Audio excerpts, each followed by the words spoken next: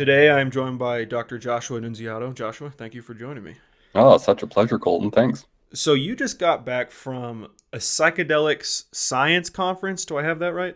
Yeah, here in Denver, sponsored by MAPS, and it was the largest conference of its kind up to this point. There were about 12,000 people who showed up for it, and it was quite an event. Tell me about that. What is that? Yeah, so it's sponsored by MAPS, which is run by Rick Doblin. He's been a pioneer in the space of psychedelics, social normalization, legalization. And the conference brought together everyone from academics who study psychedelics in the lab, psychiatrically, sociologically, to celebrities like Aaron Rodgers. A whole bunch of other high-profile folks were there. A lot of really, who's who in the psychedelic community was represented. A lot of keynotes, and then just a bunch of people who are maybe not professionally involved, but just interested for personal reasons in kind of the shifting social norms and increasing legitimization of the use of psychedelics. And so it was really fun and fascinating. And the other large population represented at the conference was people who are commercializing the market in various ways. The exhibit hall was just fascinating. Now, on one side, there were a bunch of booths with different vendors offering psychedelic related or adjacent services and products. And then over on the other side was this quite amazing, I think they called it the Deep Space exhibit. And it was kind of a large darkened room with a whole bunch of psychedelic artwork going on. There was a huge bus in there sponsored by Dr. Bronner's soap, which has been a corporate leader kind of in the space of supporting the legalization and legitimization of psychedelics. And this bus had been turned into this gigantic like dragon thing. And they had masquerade, masks that people could take pictures. I mean, it's just really a fun psychedelic kind of environment. My guess is that convention center has never looked anything like that in the past. So it really brought together the business, academic, popular, bunch of people who just flew in to see what it was all about. So it was a lot more than just a couple sponsors trying to sell you CBD oil. Oh yeah, I Yeah. mean there were probably well over 100 booths with everything from retreat services to wearable devices designed to either imitate psychedelic effects or support people on psychedelic journeys, to counseling and guides and all kinds of mushroom related goods for sale, which is kind of fascinating because here in Colorado we recently legalized the use of various naturally occurring psychedelics, including psilocybin. Hmm. However, the law does not currently allow for the sale Right. of those products. It's, personal cultivation, sharing without compensation. There's a framework being set up for offering psilocybin service centers, similar to something that's rolling out in Oregon, where people can go have a pre-briefing, have a psychedelic experience, have a debriefing. So they're going to have those probably in the next 18 months or so here in Colorado, but the law doesn't allow people just to set up shop, a psychedelic dispensary, if you will, and just sell mushrooms. But there were certainly people with mushrooms in the exhibit hall Sure. without not technically selling them. Right. Not technically. Right. So why were you attending this event then? Yeah, so my scholarly work looks at how contemplative practices shape sustainable leadership development for professional life. And while some people might not initially think of a psychedelic experience as a contemplative practice, for a lot of people, it conjures up images of, maybe going to Red Rocks and having a fun time at a concert, or, for folks who remember the 70s, Tim Leary and the backlash to psychedelics after the 60s. There are a whole bunch of connotations associated with the use of psychedelics, but there is this very powerful emerging research stream really coming primarily out of Johns Hopkins that looks at the benefits of psychedelics for helping so-called healthy normals, people who are not seeking therapeutic help for an underlying psychological condition. So this isn't, using psychedelics to address depression or anxiety or addiction or end-of-life issues, all of which, by the way, there is a growing literature to suggest profound therapeutic effects for all of those things associated with guided psychedelic use. But there's this other research stream that's really looking at how people who are not suffering necessarily from those issues, but really want to transform their understanding of themselves and their relationship to other people and even the larger natural world around them, can use these substances in guided settings to really achieve some remarkable personal transformation, often catalyzed through these mystical experiences, which are quite fascinating. So anyway, I was there really primarily as a professional to understand the discourse that people are having around that particular use case for psychedelics. Of course, I had a lot of fun wandering around the exhibit hall and just seeing firsthand the way that the Overton window is shifting with regard to these substances. Even a few years ago, conferences like this were not attracting anywhere close to the audience that this one did. So it's just fascinating to see that firsthand. But really, I was there to, in the interest of this research stream. When you're in these circles, especially in a place like Denver, Colorado, it's easy to, I would guess, get lost in the same way that business people get lost in jargon, right? So if you don't mind, let's take a step back. I'm curious, for those who don't actually know, what really is a psychedelic? Because for those who don't understand it, you think, oh, that's a drug and drugs are bad, right? So what is a psychedelic? And maybe delve into what is the mechanism at play? What's really going on here besides just, oh, I ingested something that may or may not be addictive, may or may not be harmful. People say it makes them creative. What does that all actually mean? Yeah, great question. So there is a family of substances called serotonergic psychedelics, or sometimes classical psychedelics, that include psilocybin, LSD, MDA, which is the active ingredient of ayahuasca, several other closely related compounds, and they all have closely analogous effects on the brain. They're called serotonergic, which literally means working on the serotonin receptors because they target a particular site in the brain that produces these remarkable transformations. Sometimes they can include the wild visual effects, which are maybe one of the most commonly associated ideas people have when they think about what a psychedelic does to the person who's ingested it.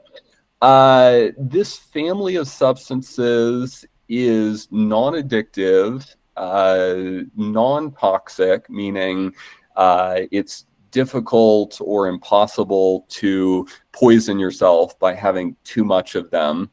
I should also say non-addictive in the sense that they typically require a latency period or a reset period in the brain before a second or subsequent dose will be effective. And so they're not conducive to addiction loops where you have an experience and then you can get more of the experience by simply upping the dose and upping the dose and upping the dose.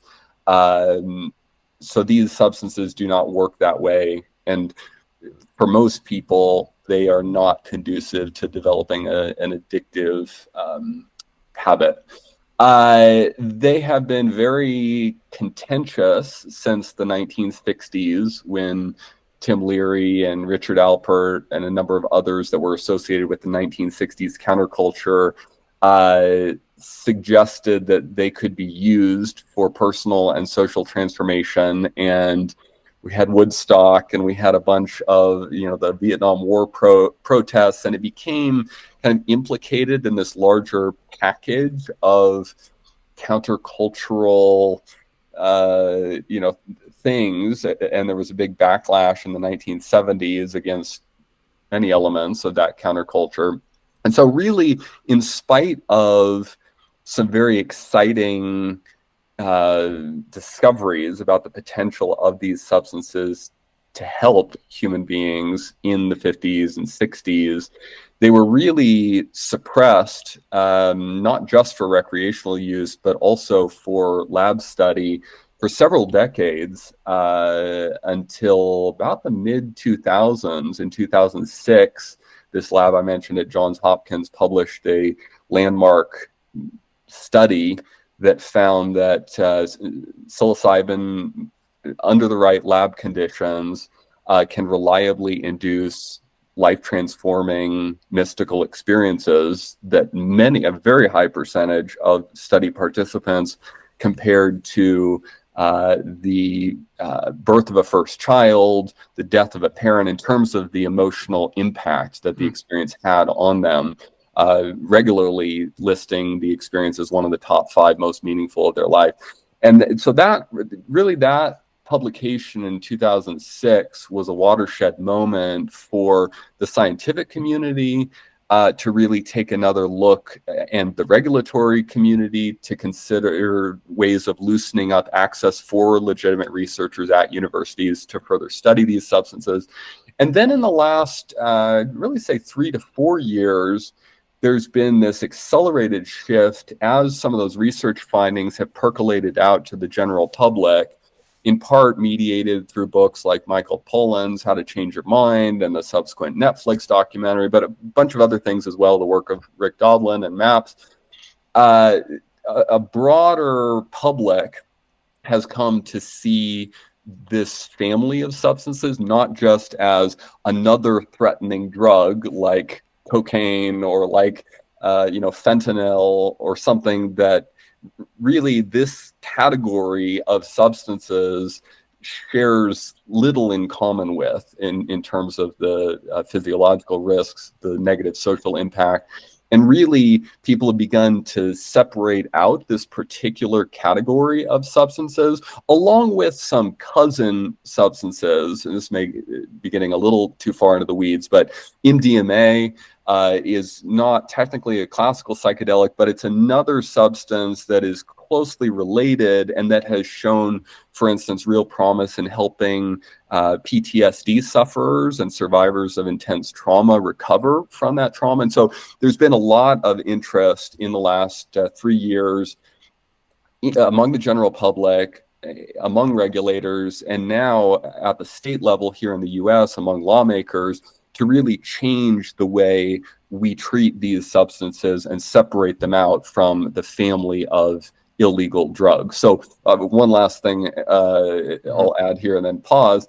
One way in which people in the community of therapists and guides who are part of offering these substances to the public differentiate psychedelics from what we think of as drugs is by sometimes referring to them as medicines, or sometimes they're called entheogens, which literally means instilling a sense of the divine in oneself. But those terms, although they're a little bit, entheogens, cumbersome, and medicine seems maybe a little tendentious, they are doing something important by saying, hey, this is not like those other things. It doesn't just deserve to be lumped in as an illegal drug.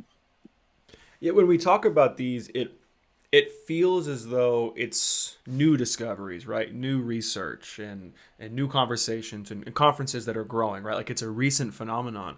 But isn't it also the case that some of these psychedelics or similar plants and herbs and things were used throughout history, maybe in different regions and things like that, for seemingly medicinal purposes or quote unquote Eastern medicine type purposes? Haven't there already been use cases that are really far in the past, actually.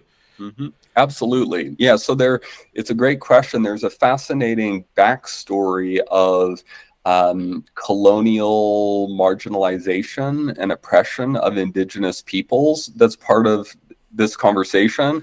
What I'm describing when I say, hey, these exciting research findings, changing regulatory attitudes, changing opinions among the public, that's very much a Western developed world shift. And I'm describing it centered here in the US, although there are developments across the pond as well. I think it's the Bentley Foundation. There's a large family foundation in the UK doing some of this work. But to your point, there is a very long history of the use of these substances. So peyote cactus among indigenous peoples in the American Southwest, psilocybin mushrooms in the Oaxaca region of Mexico, down in South America, Peru, other areas of Latin America. The use of ayahuasca has a very long history. So yes, absolutely, these substances have been used often for visionary purposes, for what should we say, like divination of various kinds, and for rites of passage, catalysts and rites of passage for decades, in many cases for centuries. And so as these substances get a fresh look in medicalized, developed economy contexts, there's this really important question of how to acknowledge a long and ugly history of suppression by colonial powers who have actively discouraged the use and in some cases outlawed, even for indigenous practitioners, the use of these substances.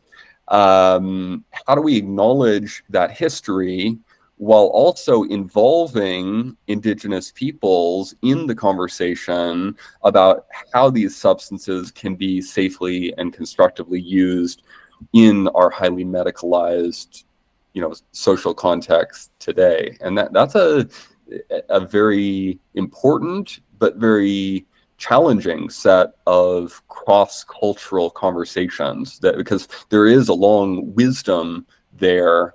How do people who don't belong to those people groups honor and celebrate that wisdom, but in a way that isn't appropriative of cultures that don't belong to them?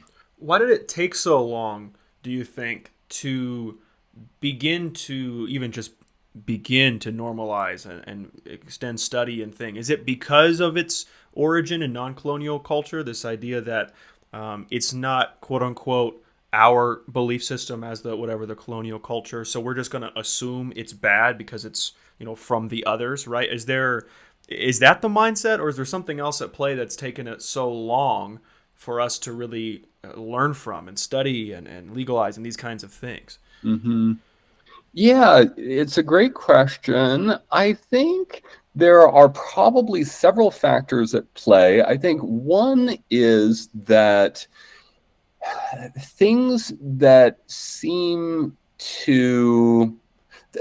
are inexplicable and have a profound impact on the human mind can be very scary. I think that's one piece of it. I think another piece of it, this is a little bit more of maybe a hot take or my own perspective on it, is that these substances really tend to challenge traditional ways of imagining the relationship between the mind or even the soul and the body. And for a lot of people, that challenge feels like a threat. And we can delve further into what that looks like. But actually, I think a major driver here is not being worried that these substances may transgress elements of our human self-understanding in which we have vested a sense of our own uniqueness. So I'm putting that in very abstract terms. What I mean is that for people who have, let's say, a spiritual sense of anthropology, that there is something about the human person that is connected to a spiritual reality. We could call it the spirit, we could call it soul. And this distinguishes us. It's part of what makes us uniquely human. If it is possible to radically shift one's experience of spirit or of mind through something you eat, something you take into your physical body, many people find that disconcerting because they're inclined to infer that maybe what that means is the soul is basically just an epiphenomenon of the body. You know, or the spirit is not something that sets us apart. It's just, you know, like an organ that can be changed and manipulated, much like, you know, you could take an aspirin to address a headache. That is a profoundly disconcerting thought, and particularly for people coming out of a more traditional religious orientation, that threatens some important boundaries that they have a vested interest in preserving. I think that's part of the dynamic as well. And then the last one I'll mention briefly is that, you know, in the 60s, these agents were seen as catalysts of social disruption. You know, Richard Nixon was said to have claimed that Timothy Leary, the psychedelic evangelist, was the most dangerous man in America. You know, sure, we laugh at that now and it sounds very alarmist, and no doubt it was. The point is, these substances were seen as challenging the structure of, you know, social norms and people's participation in the marketplace. And, you know, they're raising respectable middle-class families who buy homes and have mortgages and all of the rest. And so I think that was also a major, you know, a major reason why once these substances came onto the radar of the Western medicalized developed world, which was really in the mid-1950s, they got shut down about 15 years later.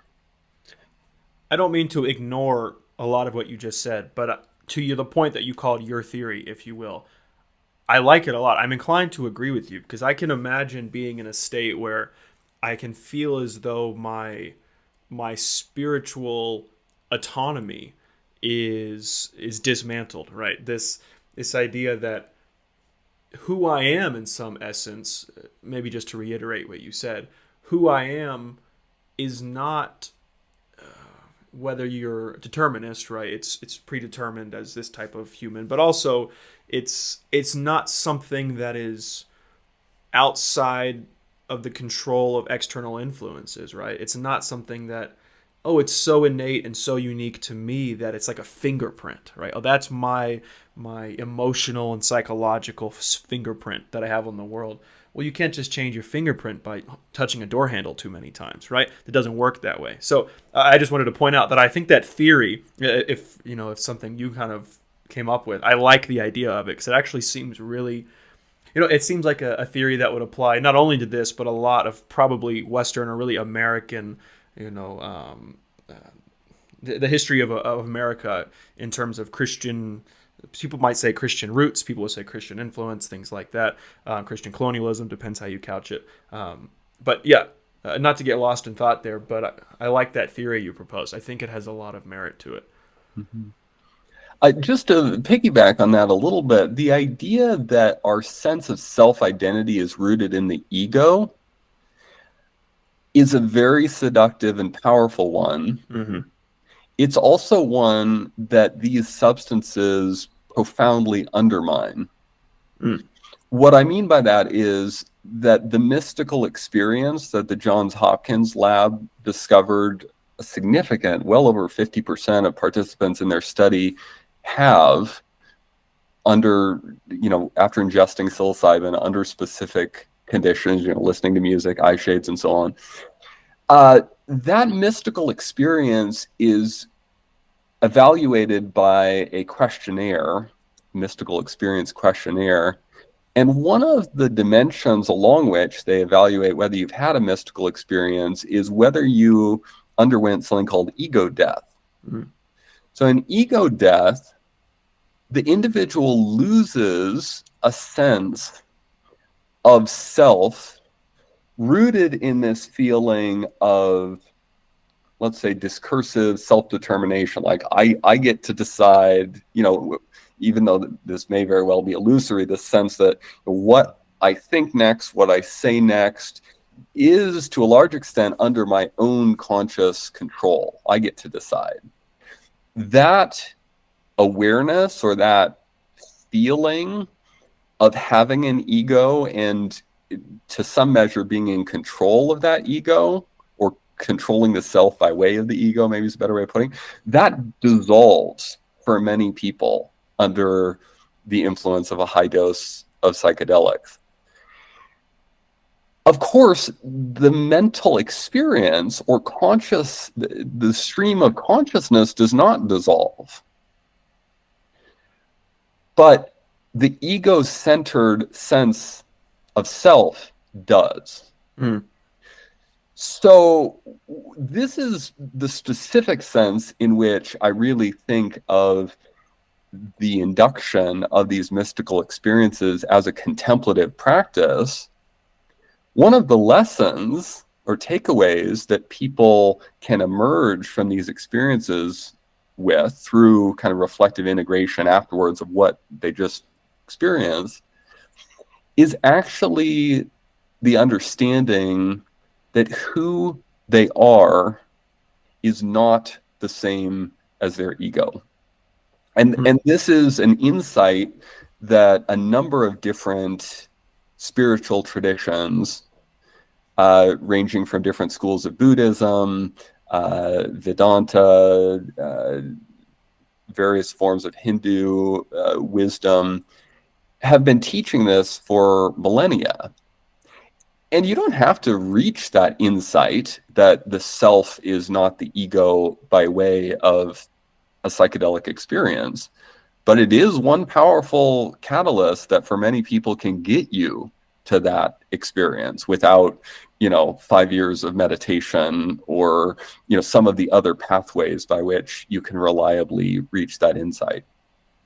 For contemplative practice, people would, at least those who are familiar with the idea, would say, okay, I'm taking deep breaths, I'm doing some kind of practice, I'm trying to achieve something, or maybe that something I'm trying to achieve is just a clarity in my mind or whatnot. But you're trying to do something that is within what's already there. What about this idea that, well, I'm now consuming something? Is that not adding to a brain state? Is it not actually causing illusory visions, right? That, well, you could say, yeah, well, this helps me tap into something deeper, but are you really? Or did you just ingest something that's actually just changed the way your brain or soul, or however you want to couch it, is viewing the world? It's actually not tapping into something deeper. Yeah. So a couple thoughts here. One, you change your brain state when you change your breathing. You change your brain state, when you sit down and shut up for 3 minutes. Eating something, sure, it's one way of changing your brain state, but there are many ways of changing your brain state that, don't involve ingesting something. I don't think there's a qualitative difference between eating something and, say, engaging in holotropic breathwork exercise, or even just pranayama, which is a breathing exercise you might find in the yoga studio. So the change to the brain state I think is not something that in any way we should see as somehow illusory or deceptive. We're constantly changing our brain states. Now, I don't want to straw man the argument that you're pointing toward. There are a lot of people, interestingly, they tend to be psychedelic naive folks, people who have maybe read about these experiences but have not themselves had such an experience, who will say, well, but really, aren't you hallucinating? Sometimes it's less common these days to hear these substances called hallucinogens, but for a while that was a very common term you would hear bandied about. I think it's a good sign that people don't typically use that term anymore, because I think, frankly, it's deceptive. If you are hallucinating, what you're doing is imagining something to be real that is, in fact, not. You're seeing a pink bunny and you think, there's actually a pink bunny out there. I'm going to go chase it. That's a hallucination. Typically, when people are under the influence of these substances, they are very clearly aware that visuals they may be having, emotions they may be feeling, are not, in some sense, out there. They're not being tricked into believing that anything about the world out there is different than it was before their trip. They're very aware that what's going on is happening within their own psyche.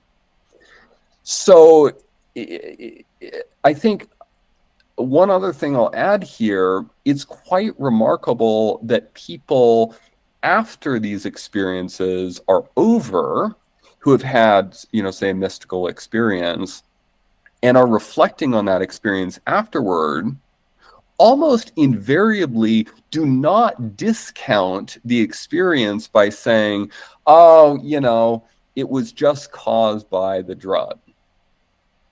If I had this sitting at a lake somewhere in the mountains, contemplating the beauty of nature, well, then I would have believed whatever the experience supposedly revealed. But because this came from something I ate, must have been a fake. Actually, no one does that. Instead, people in full knowledge and awareness that it was the ingestion of a strange substance that catalyzed the experience still understand the experience or the insight coming out of the experience that they had to be illuminating, powerful, and in many cases, life-changing, long after the substance is way out of their system, completely metabolized. So we're talking months, in some cases, even longer after the experience, people will look back and say, that was transformative, that was illuminating, there was something real about that. So then what, and maybe your answer is just this varies by person, and fair enough, but if there is some kind of universal, what is the type of insight that people glean? What is the type of experience that people had? Because to say, even if you want to argue that, well, you can't even prove that that's really their natural brain state. To your point, well, you're always affecting your brain. And what is reality? Well, it's our subjective experience, right? So it's still as real as subjective experience can get. So in that vein, what can you actually subjectively experience? Or is it just so vastly different by each person? Psychedelic experience tends to be a strange combination of universal patterns, insights, and experiences that are titrated or, let's say, refracted through the distinctive history and psychology of individual people. So it's a mix of the particular and the universal. In terms of the universal takeaways that people have, if you were to survey people, you would certainly get a range of responses in terms of how people self-characterize the experience. Speaking as a philosopher, kind of trying to make sense of the reports and the descriptions, my understanding of one of the core insights that comes out of this mystical experience when it's catalyzed by psychedelics is this idea that limited bodies, or more generally limited media, are capable of mediating potentially infinite reality. So let me unpack that. One of the characteristics of psychedelic experience is getting in tune with consciousness, whatever that means, as this infinite source of colors and shapes and feelings and intuitions and insights and all of this stuff that flows through the psyche. Consciousness is the source of all of that. And there's a very real sense in which that source appears as giving rise to limited manifestations, but not itself having any inherent limits. So you have this paradoxical relationship between consciousness as an unlimited source and a body, a brain, a mind, a human individual who just ate some mushrooms or smoked some toad venom or dropped some acid, like very embodied change to the nervous system. All of that is profoundly limited, yet it mediates, it opens a channel for a potentially limitless range of experience, of insight. And it's that, let's say, paradoxical conjunction of the finite and the infinite that I think is an insight that lies at the heart of the psychedelic experience. And incidentally, why I think ultimately guided and legal use of these substances may be very transformative for professionals who are thinking about sustainability. That's a whole different line of discussion. And I'm sure we'll get to it. So then if we recognize that what we're doing, let's say when you ingest a type of psychedelic, is modifying, we can just, for simplicity's sake, call it a brain state, right? It's not adding anything that your brain wasn't already capable of receiving or using or, being modified by. Like, it's already, the chemicals that are there are just, being affected in certain ways or amplified or what have you. Then if that's the case, then how can we glean these insights, or can we at all, without the use of psychedelics? Is that certain meditation practices? Like if this is something that we just admit is already in our heads in some meaningful way, then in theory we should be able to teach that or tap into that or expand our openness to receive that, right? Yep, absolutely. And I love that you picked up on this idea of disclosing rather than adding in, because I think that really nails what's going on. The mental state that is occasioned by psychedelics, in some sense, pulls back the curtain on a level of awareness that is, in principle, available to us all the time. But for most of us, most of the time, we cannot access that level of awareness or just drop into it without the aid of some kind of practice.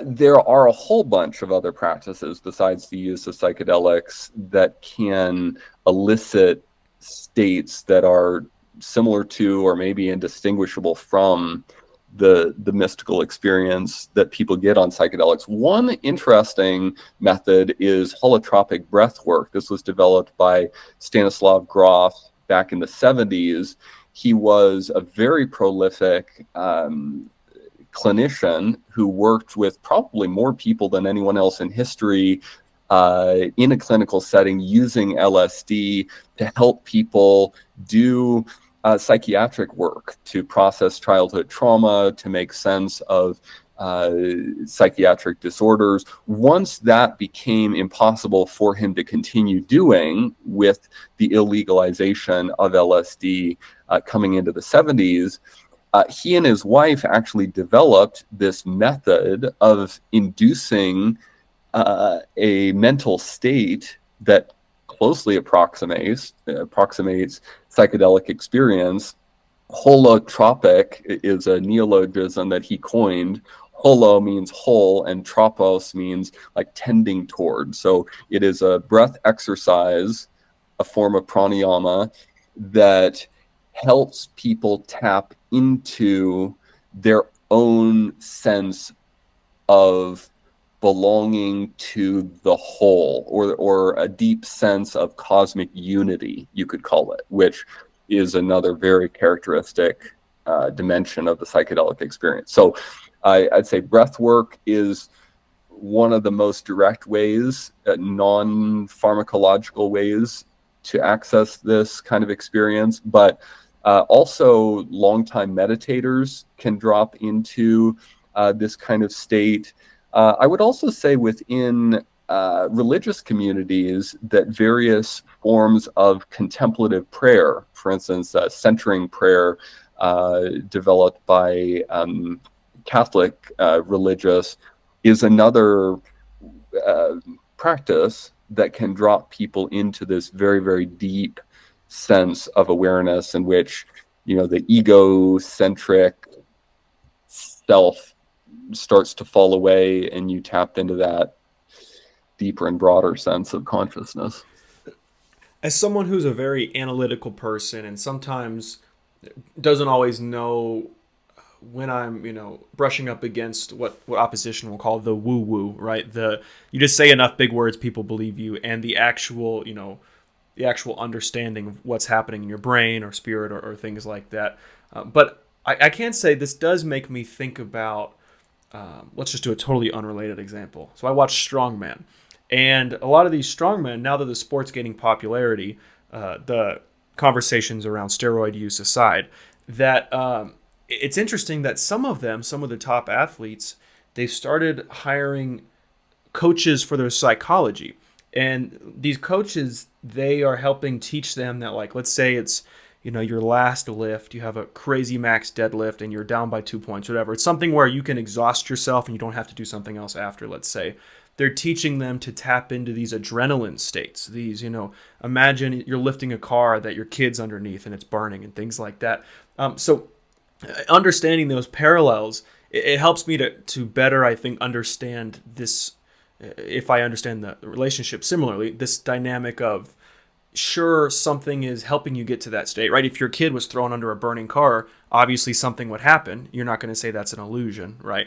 But the idea that you could tap into that state without using psychedelics, and maybe not to the same extent, maybe it's not as extreme in the same way, you wouldn't have as much adrenaline maybe if you're thinking about it. But I just find that dynamic interesting because I can see similar lines of thinking in other places.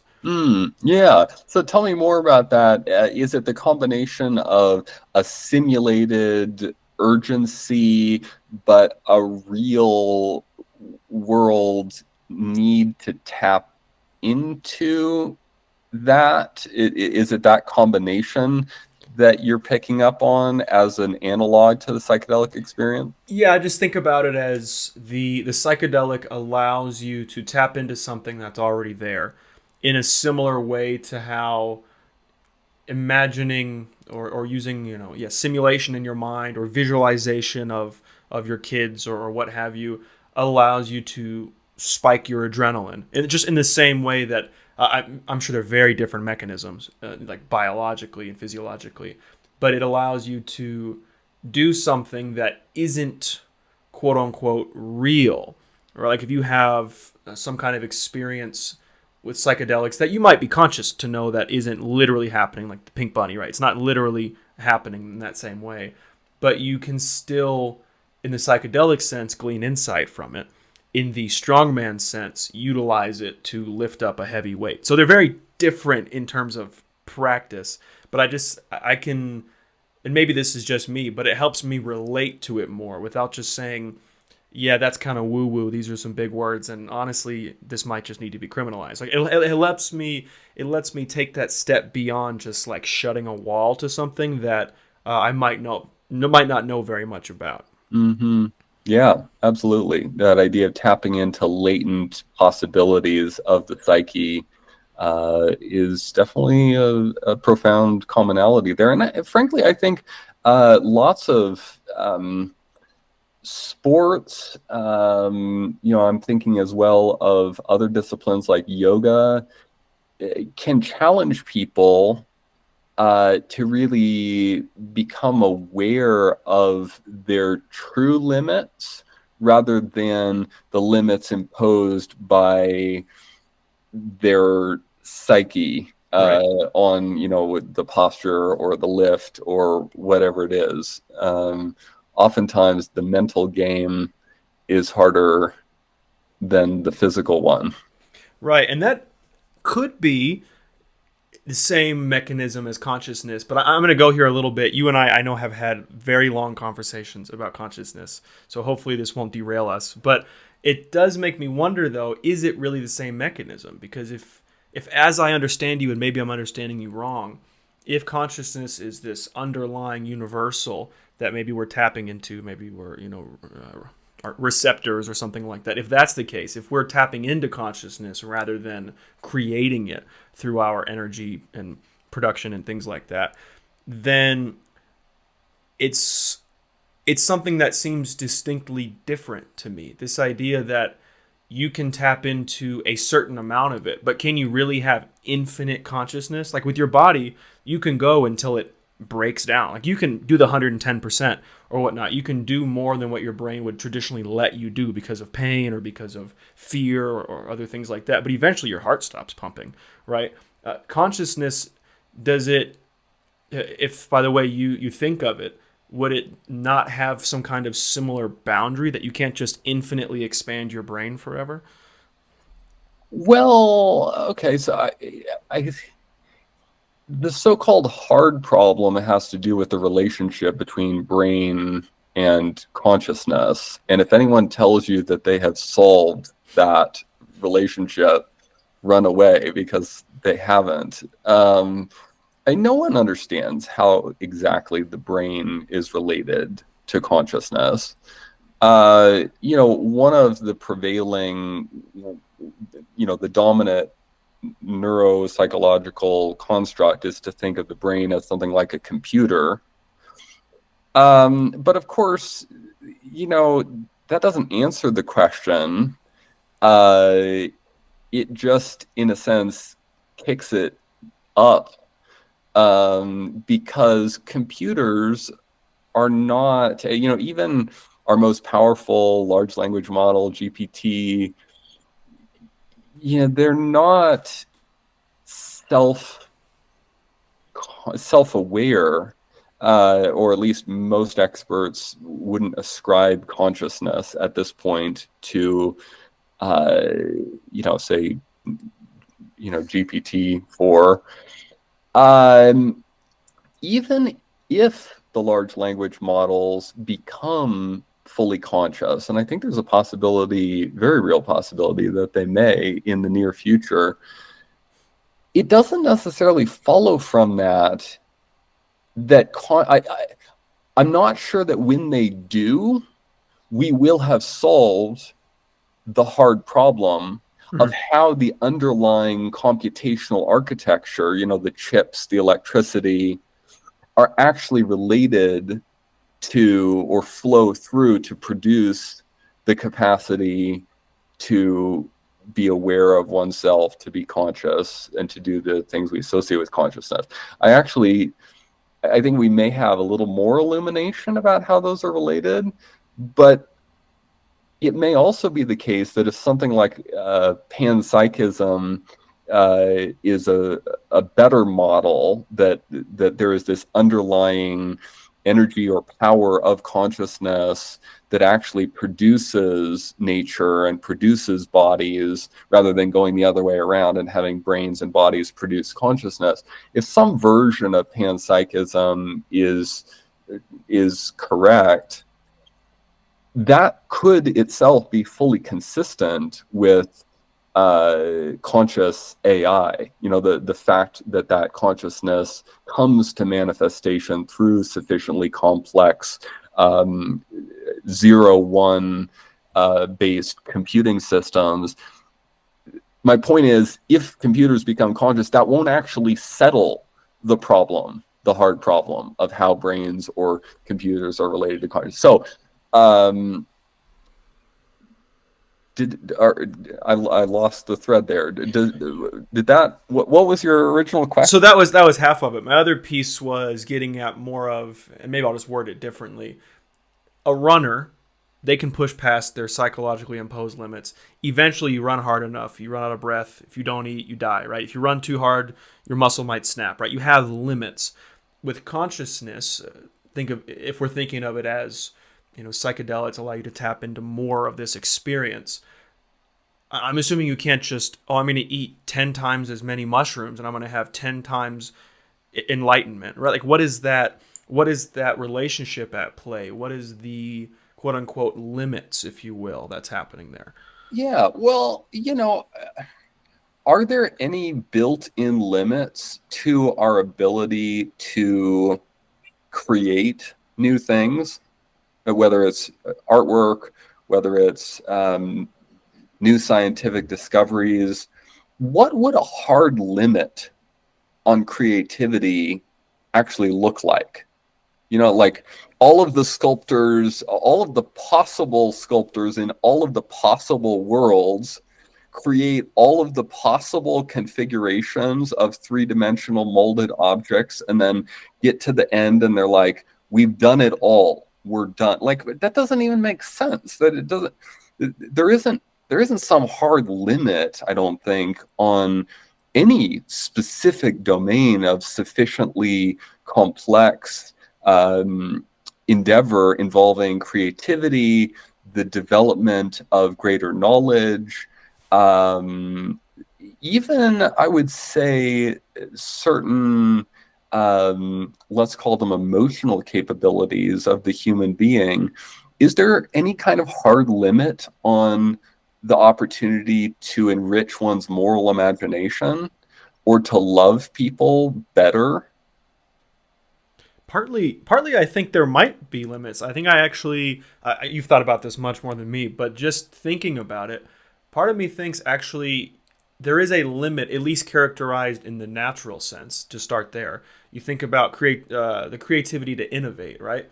Well, if you innovate, like at a certain point, semiconductors can only get so small because the laws of physics only allow you to go so small before they stop functioning because of things that happen at the quantum level. Okay, well then I can't create something smaller than that. Well, let's try bigger. Let's try it this way or that way. Well, eventually, I would imagine you reach a plateau. I mean, look at, like, Moore's law is just a really simplistic example. Moore's law has not held up. It's slowly tapered off in some industries because the technology doesn't allow it. The laws of physics seem not to allow it. I'm not going to say that's due to a lack of creativity, but it seems that if we had an environment that would allow equal creativity at any point in history, then that graph, assuming equal motivation, would look the same, right? It wouldn't be tapering off. It wouldn't be slowing down. You wouldn't have things standing in your way. So starting at least in the physical world, you can start there and say, well, yeah, there's physical stifling to things that are created. Now you could say, well, look, that doesn't actually stifle the creativity itself. You might just invent something that's already been invented, right? You could frame it that way, but it does stifle the expression of creativity in some sense. Mm-hmm. Yeah, so if the idea is that there is a finite amount of energy in the universe, at least our known universe, if those things, whether it's creativity or the generation of new knowledge, is a function of energy, and energy is finite, then those other capabilities must also be finite. Is that the argument? Yeah, I would agree with that. Yeah. I mean, so it's an astronomically, unimaginably huge amount of energy in the physical universe. But if they are coupled, like the way you're imagining, where, in order to have an incremental increase in creativity, you need some incremental increase in energy into the system, then it might be an upper limit so massive that we would never actually, there's no way of actually reaching it as a species, or even as a much more highly evolved species. But at least theoretically there could be some upper, I think there is an upper bound of the amount of information that can be stored in our cosmos.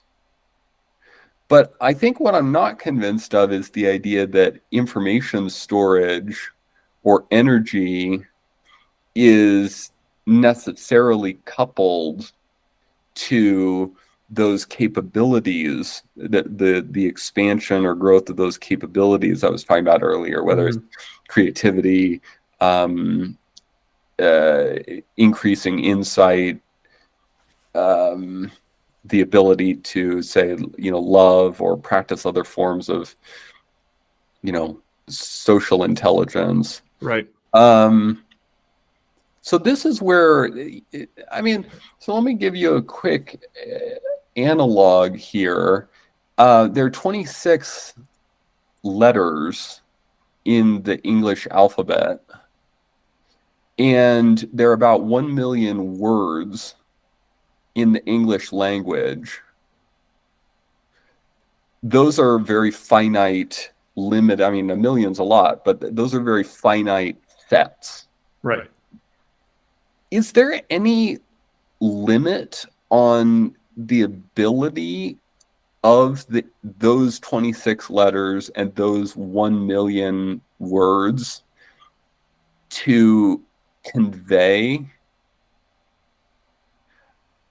And again, maybe at some point we run up against the heat death of the universe and some kind of but that's not actually what I'm talking about. I'm not talking about, could we print enough books or, store enough digital copies to fill up the universe. That's not what I'm actually talking. What I'm getting at is the infinite flexibility or capability of those 26 letters in appropriate, semantic and syntactic configurations, 1 million words.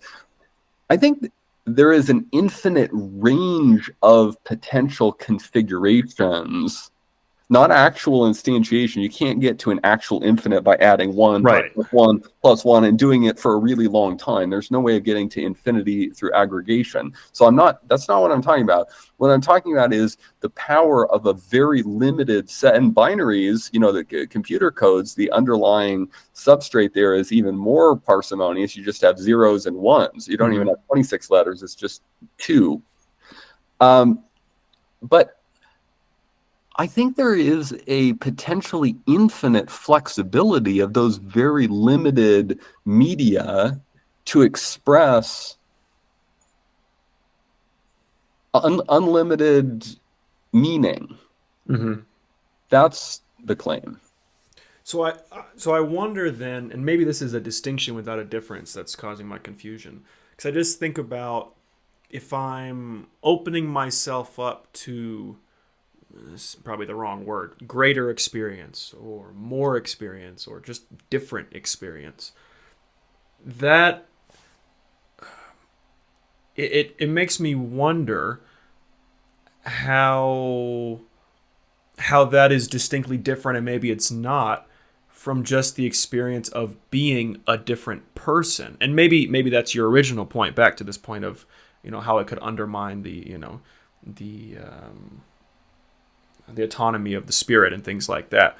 But it seems to me that if there is an infinite range you're tapping into, then how is that any different than the infinite possibility of emotions you experience day to day? Is this an infinite that has a higher level of experience, right? Is it a more, it's infinite, but the contrast is turned up to 11, right? Like what distinguishes this infinity and access to it from the fact that if you just picked a random person off of Earth, there's, it's not infinite people, but there's a lot of people, right? You have, 8 billion now.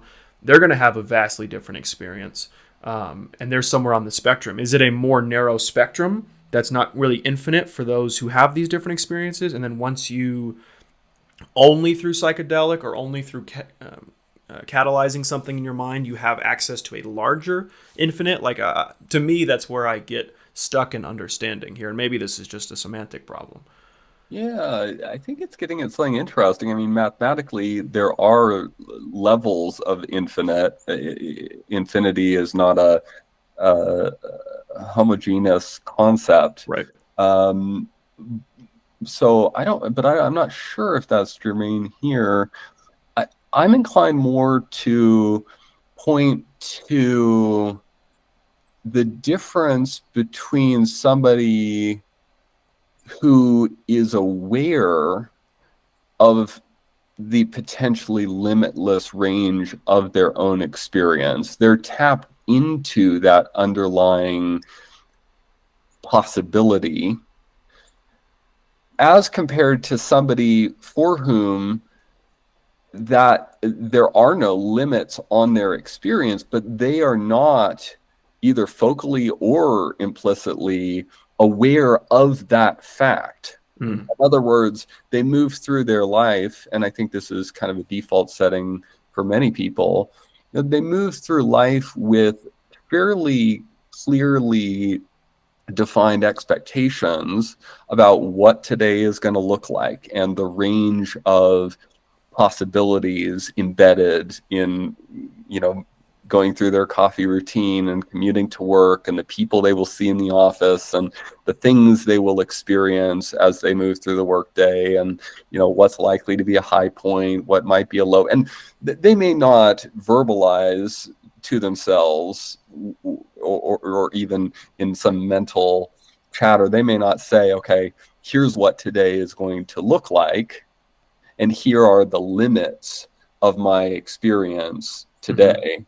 But I think most of us, most of the time, operate with kind of a tacit sense that our everyday experience is relatively bounded. Right. And what I'm suggesting is that mystical experience makes us aware that those boundaries are illusory functions of our ego-constructed awareness, and in fact are not representations on any hard limit on consciousness, or more individually on our own capacities for creativity, for caring, for increasing our knowledge or our wisdom, etc.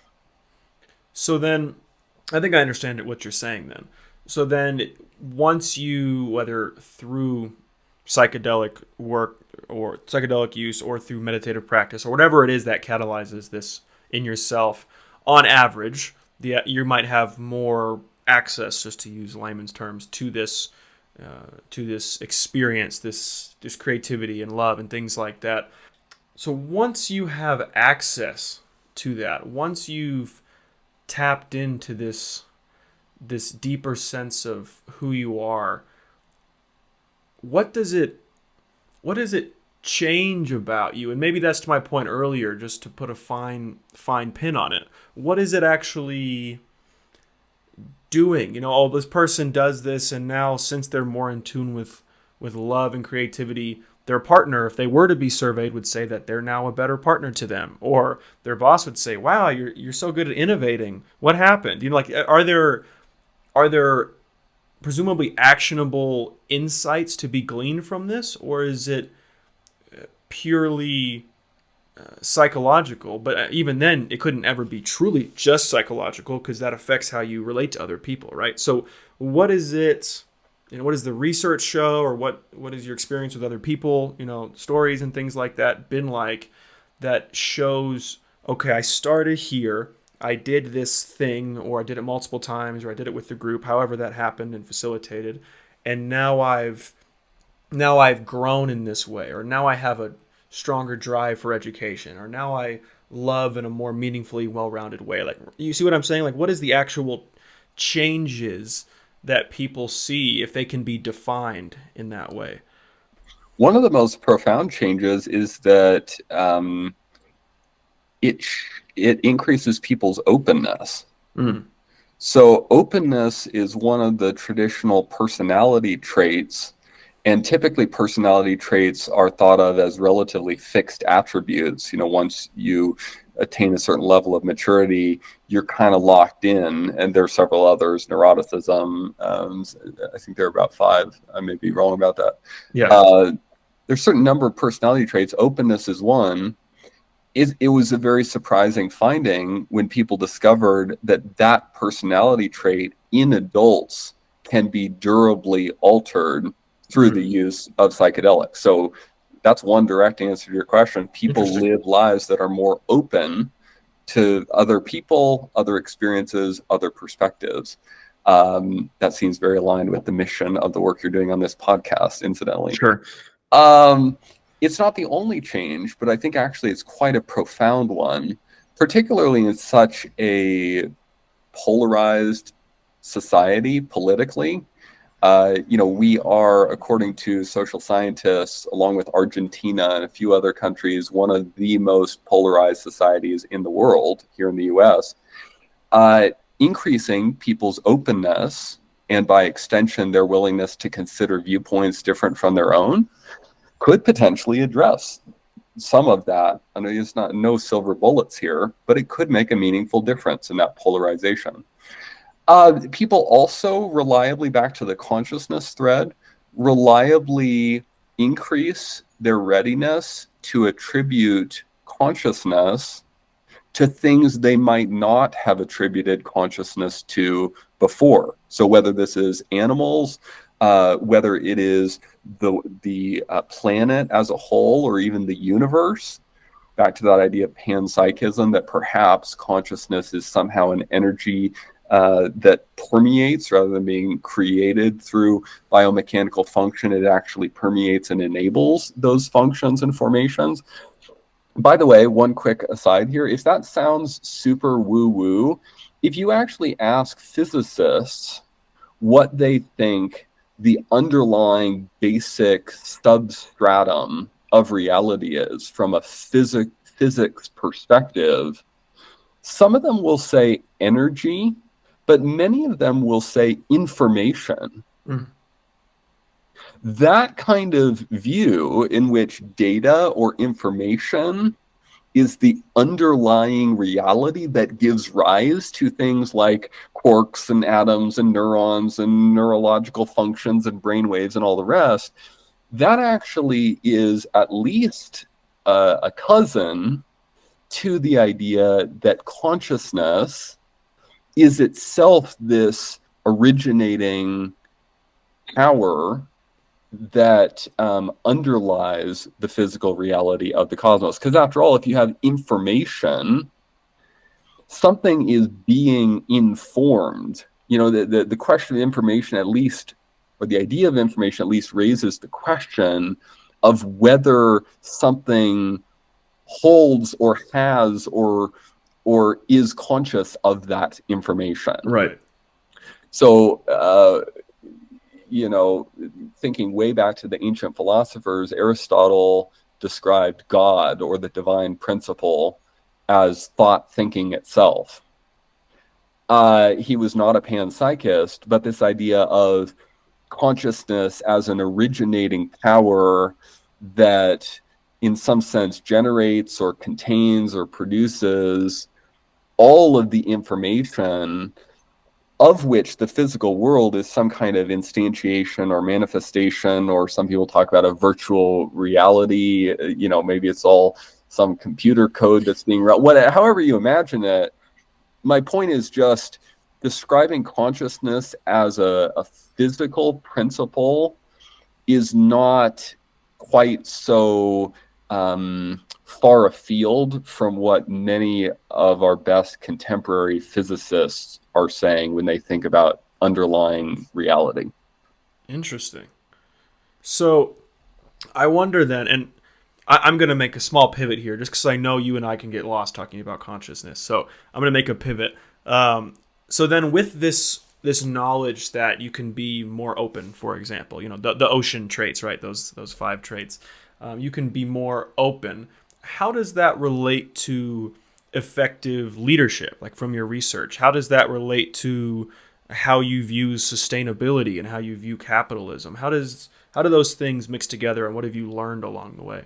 Yeah, that's a really big question. Sure. I would say that effective listening and the ability to integrate from different levels of an organization insights into actionable strategies and tactics that you can actually execute on is one of the most important roles of a leader. Sometimes we have this image of leaders as coming in and telling others what to do and getting stuff done by leveraging the expertise of others. And there's a grain of truth to that, but especially in our increasingly collaborative workspaces, that kind of top-down command and control style of leadership is increasingly maladaptive. It's just not well suited to the quickly evolving nature of the marketplace and business reality today. So I would say that insofar as openness prepares leaders to listen more attentively and then integrate more creatively the ideas that they're hearing from other people, whether it's just those on their team or whether it's stakeholders across a major multinational corporation, I think that's kind of a superpower. Mm. I would also say, speaking to the sustainability piece, that we need urgent, out-of-the-box solutions to address our intersection of ecological and social crises. But we have a world that's on fire, and we need solutions for decarbonizing, for stemming biodiversity loss, for addressing, water shortages and a range of other issues of breakdown. And those solutions are not going to come from incremental changes or developments on yesterday's habits of thought. What got us into this mess is not going to get us out of this mess.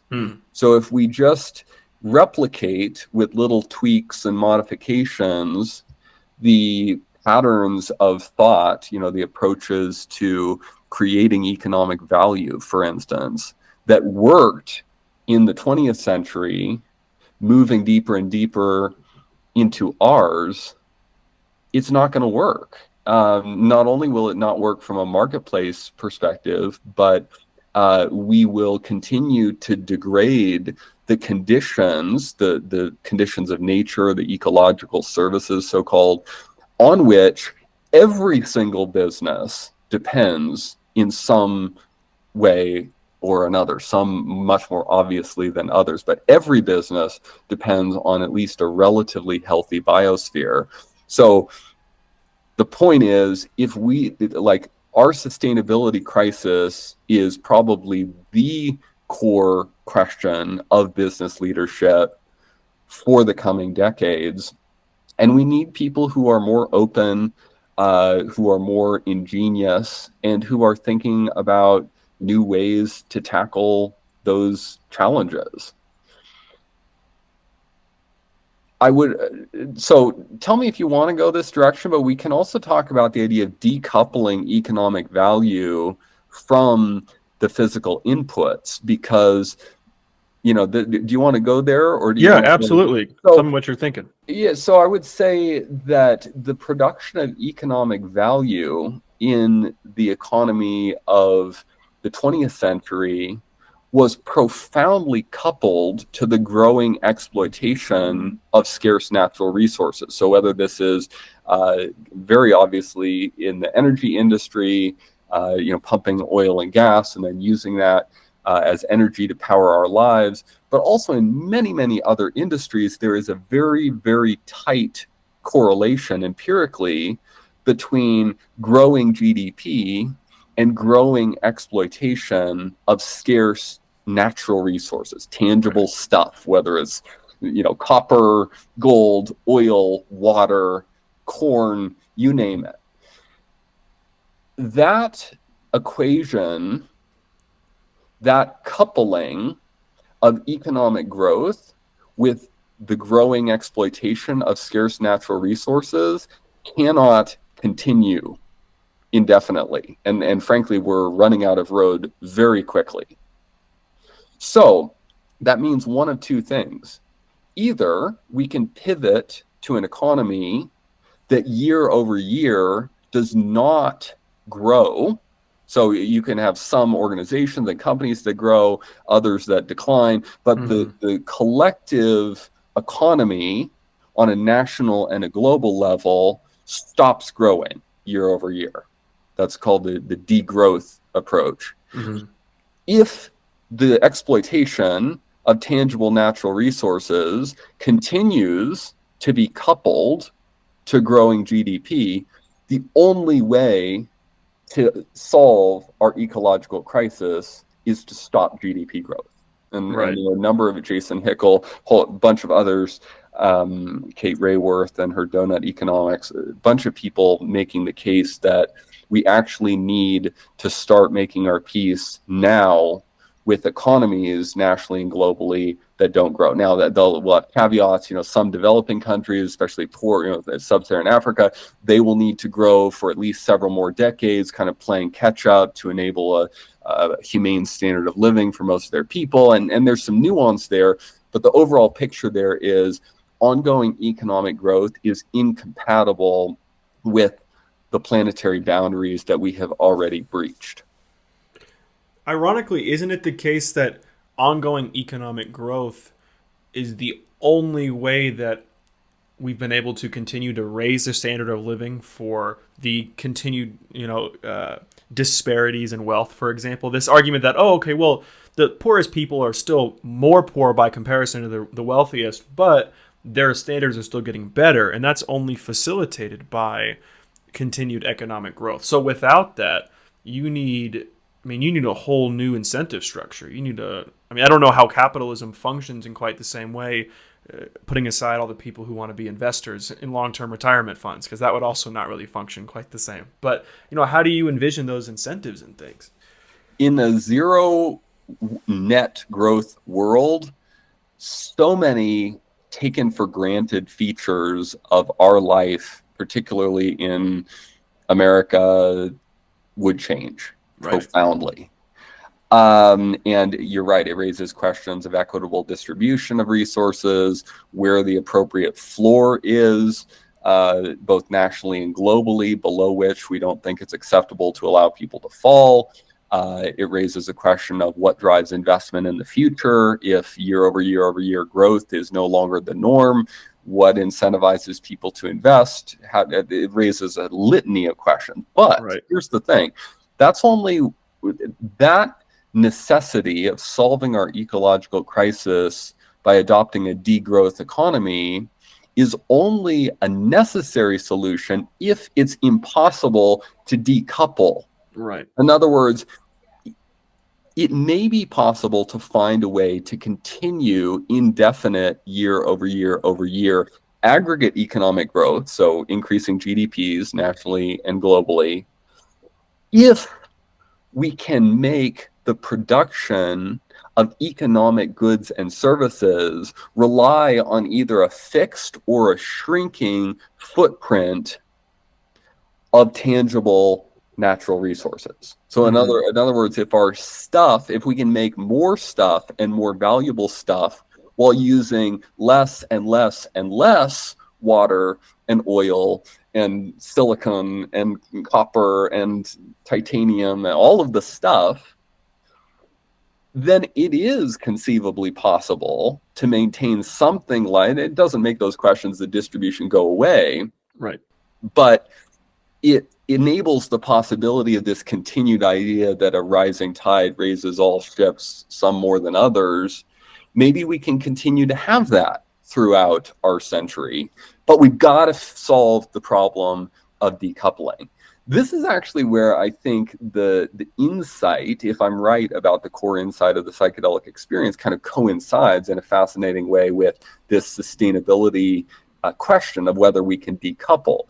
If I am right that the psychedelic experience suggests that profoundly limited biological organisms can mediate a potentially infinite range of experience, one potential inference to draw from that idea is the idea that economically we can have more and more businesses producing more and more virtual goods and services that actually rely on shrinking ecological footprints rather than expanding ecological footprints, because the medium of economic value, which is in some sense physically embedded, it's tangible, is not a limit on the growth of economically valuable goods and services that can be transmitted through that. Mm-hmm. Does this make sense? I'm putting it in a little bit of an abstract way, but if you think about our big tech companies, Right. yes, they have challenges in terms of finding locations for server farms, where they have adequate access to clean energy and water. And I don't mean to minimize any of that, but if you look at our biggest, most successful mega corporations here in the US, they are increasing, whether it's Microsoft, whether Amazon has a very, very large physical footprint, but even there, the trend is toward decreasing the physical footprint of retail locations. And I'm simplifying here; it's a very complex picture.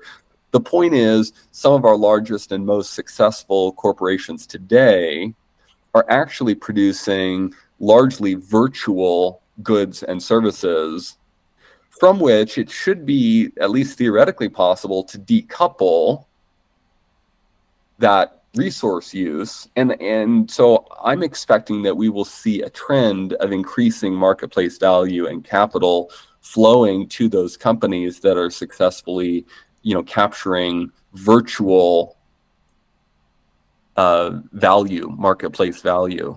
Yeah, I, on one hand, entirely agree. I wholly think this is happening and will continue to happen.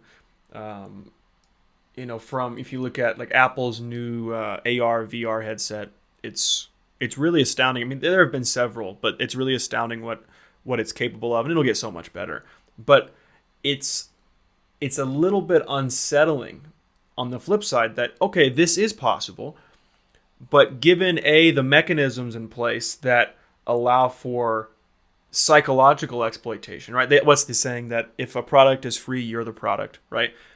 Seemingly, well, if everyone wants access to it for cheap, then that can't be maintained, or else you're going to increasingly be the product. So that's a problem. There's also the problem of monopolization of sectors or of people, because if people are now the product, right? So now you have monopolization issues. And then, of course, you think an extreme. Well, where's the ethical facet here? Like if the goal of governments, right, is in theory to be our ethical arbiters, I know it doesn't quite work like that in practice, then are we just going to let the companies create Black Mirror episodes? Because, everyone agreed to it, right? So what's the point of ethics? So that's even a deeper conversation. But I agree it feels possible. The problem is that worth doing? Mm-hmm. Yeah. Well, so it depends on how much you value aggregate economic growth, on the one hand. It also depends on the quality of the virtual goods and services that we create. So let me take two different tracks here. First, let me contrast Google and Microsoft. So right. Google and Microsoft are two of our most successful mega tech corporations. that have adopted different models to monetizing the virtual services that they offer. So the thing of the contrast between the Google productivity suite, Google Docs, Google Sheets, and so on, versus the Microsoft Office 365 and that suite.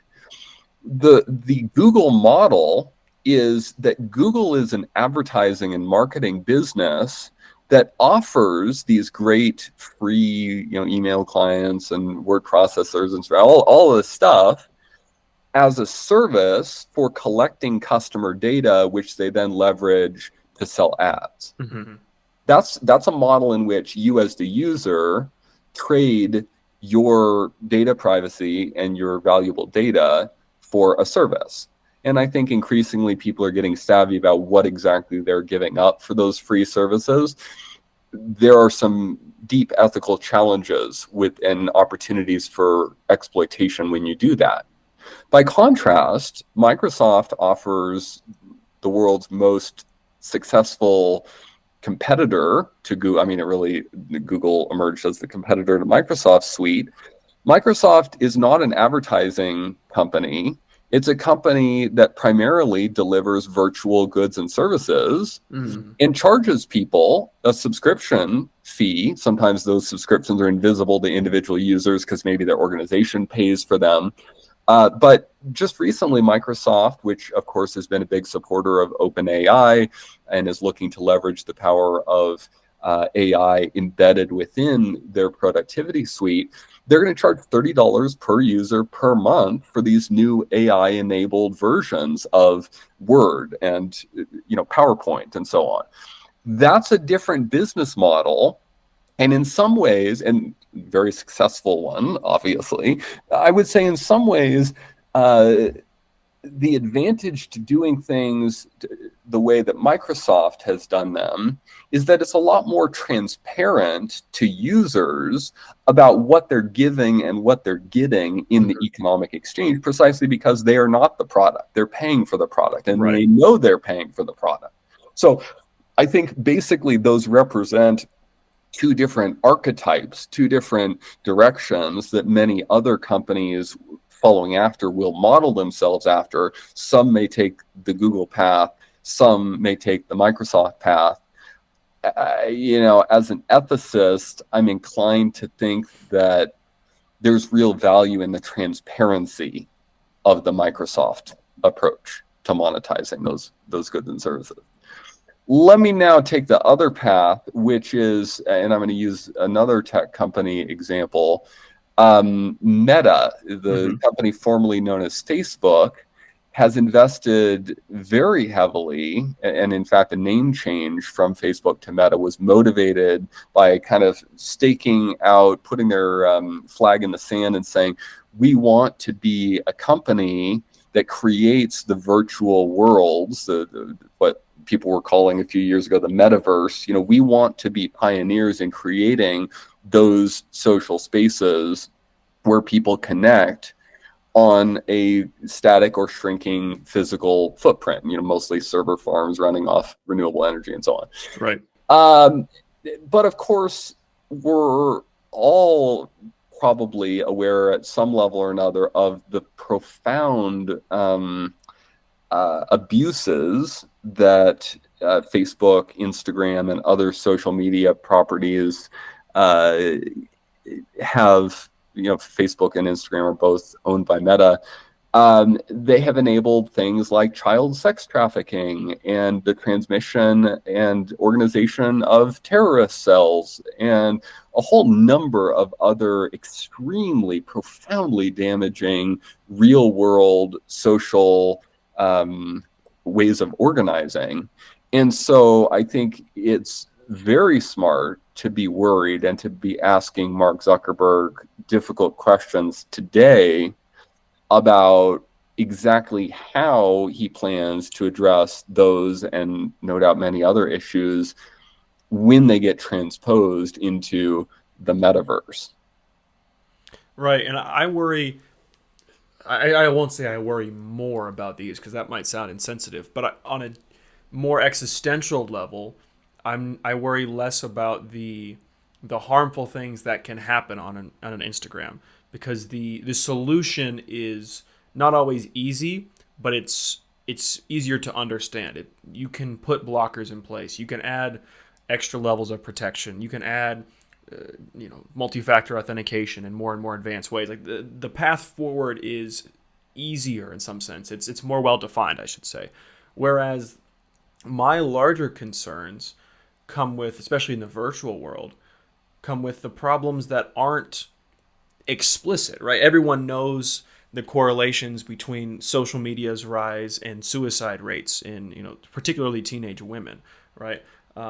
Everyone knows the negative harm from, presumably, the negative harm that comes from the addictive states you have to all of these, these softwares that are in place. And even if you paid for them, unless a company is wildly transparent and crystal clear about how they're using your data, even if it's less than companies that are a little less clear about it, odds are they're still analyzing your footprint on the virtual world. They're still going to continue and get better and better at it as artificial intelligence gets smarter and smarter at only telling you what you want to hear, right? That's the thing authors have been writing about in novels for the last however many hundreds of years. And that's incredibly possible, if not having already begun. And while it might lead to economic growth in the future, and maybe this is just a more existential question I want your opinion on, but as someone who thinks about these kinds of things, do you not worry that that is so much worse for the well-being, if you want to use that as our focal point, for the well-being of, let's say, conscious creatures in the future, that you're now stifling creativity, right? You're now stifling things that in the world that we live in, you cannot experience. But sure, you could, someone could tell you how to do it on a VR headset, right? You don't have to be creative because the technology already knows what you're going to create in some far off future. Isn't that really in opposition to this idea of awakening who you are and being this more open person and loving your neighbors more and all these kinds of things? It strikes me that that would only be a capability for the people who are, to use movie references, right, outside the matrix, if you want to take it down that path. Well, who are those people? Well, it's the people who run the companies, maybe. But that's it. Like, is that really, yeah, it's a more economically fulfilling future, I suppose, in terms of economic growth. But is that the only goal of a country, right? Is it just to have economic growth? Or are there more, in your opinion, are there more core human values that have to first presuppose economic growth that in theory already did? We like economic growth because it allows for innovation. It allows for advancements in healthcare. It allows for things that help us. Well, if this economic growth no longer takes that track of continuing our advancement in well-being, then is it actually continuing down the same path that we intended, or have you done something entirely different? Yeah. Is your worry that increasingly virtual marketplaces for goods and services will somehow corrupt the uses to which we put our economic wealth and the growth of that capital in ways that will make us like less creative, less imaginative, less caring than we are today? I think partially that, partially it'll corrupt. Well, if everyone only cares about their life in a virtual world, right? Well, now I'm going to express my creativity and innovate some new way for my character in this metaverse to help give, increase the healthcare, help create medicines for the people in this system if it was sufficiently, advanced enough in terms of physics and things like that. Well, that's really cool that, oh, great. So now my AI character can help this AI character. But what if you die of a heart attack at home because you're stuck in this virtual world? And yeah, you're not going to be innovating in the world which you actually live in, and B, you're not going to be really even experiencing it. Now, who's to say that experiencing that world has some kind of presupposed, that it's better than the virtual world? I mean, I guess that'd be a hard argument to make, but at minimum, it's the world you live in. You can say that as a presupposition, factually. And sure, the economy is growing, but to whose benefit?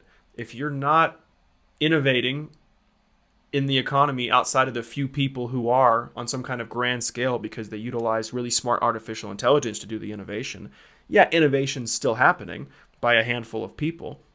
But are you actually benefiting people? Are you by providing them more virtual, and this is so far down the line when I'm envisioning when I speak, but if you're innovating, more serotonin releasing experiences in the metaverse, well, you've released serotonin, but is that the full encompassing picture of human well-being? I think most people would agree it's not, and for good reason. Yeah, I think you're raising an important set of considerations that we really need to be mindful of moving forward. I might be more sanguine about this than you are. Uh, think about this, thought experiment. If you could go back to the early 20th century when cars were being commercialized at scale and starting to displace horse and buggy or horse focused transportation. I think at that cusp of transformation, there would have been and was a lot of concern about what this new car centered world was actually going to look like. You might have Mm-hmm. worried about, the loss of an emotional connection that people develop with horses. You might have worried about the loss of jobs, associated with, the care and all of the equipment that needed to be created and maintained, associated with horse-drawn carriages and so on. Uh, and you might have looked at these new machines rolling off Henry Ford's assembly line and said, yikes, that looks scary. It's cool. I mean, it has some clear advantages. You don't have to feed those. You don't. They're fast. They're affordable to the middle class. I see those advantages, but like, look at everything that's going to be lost here. I think those would have been very legitimate and understandable concerns. And in fact, I think looking back, you can still recognize their legitimacy. It wasn't just Mm-hmm. all benefit with no loss when, by the way, quite rapidly, cars displayed. It took about a decade for cars to almost completely displace horse-focused transportation in big metro areas here in the U.S. Mm-hmm. Um, I wonder if we're kind of on the cusp of a similar transformation when it comes to the creation and let's say the mediation of marketplace value. So the creation of goods and services that are transacted in virtual spaces, whether or not we call them the metaverse. Mm-hmm. There will be things that are lost for sure. However, I also think there will be some extraordinary possibilities that are opened up as a result. And I wouldn't be surprised if looking back in 50 years or 100 years, we're like, I recognize the real losses, but would I want to go back to owning a horse and buggy? No. Right. So let me give you one quick example to put some flesh on the bones of that claim. Have you seen the movie Her, where was it Scarlett Johansson as the voice of this kind of advanced Siri-like assistant? I don't think so. It's a fascinating meditation on the possibilities of artificial intelligence. Basically, we are, with our large language models currently, we are at, or at least near, the level of technological sophistication represented in that film. The basic conceit of the film is that this lonely guy falls in love with his artificially intelligent digital assistant, basically his phone. And he has an emotionally meaningful, fulfilling, albeit non-sexual relationship with this partner. Mm-hmm. And I'm not saying that now or in the near future, our phones or large language models will be, you know, substitutes for authentic human connection and community. Not at all. And there are lots of profoundly isolated and lonely people in our society for whom a real digital relationship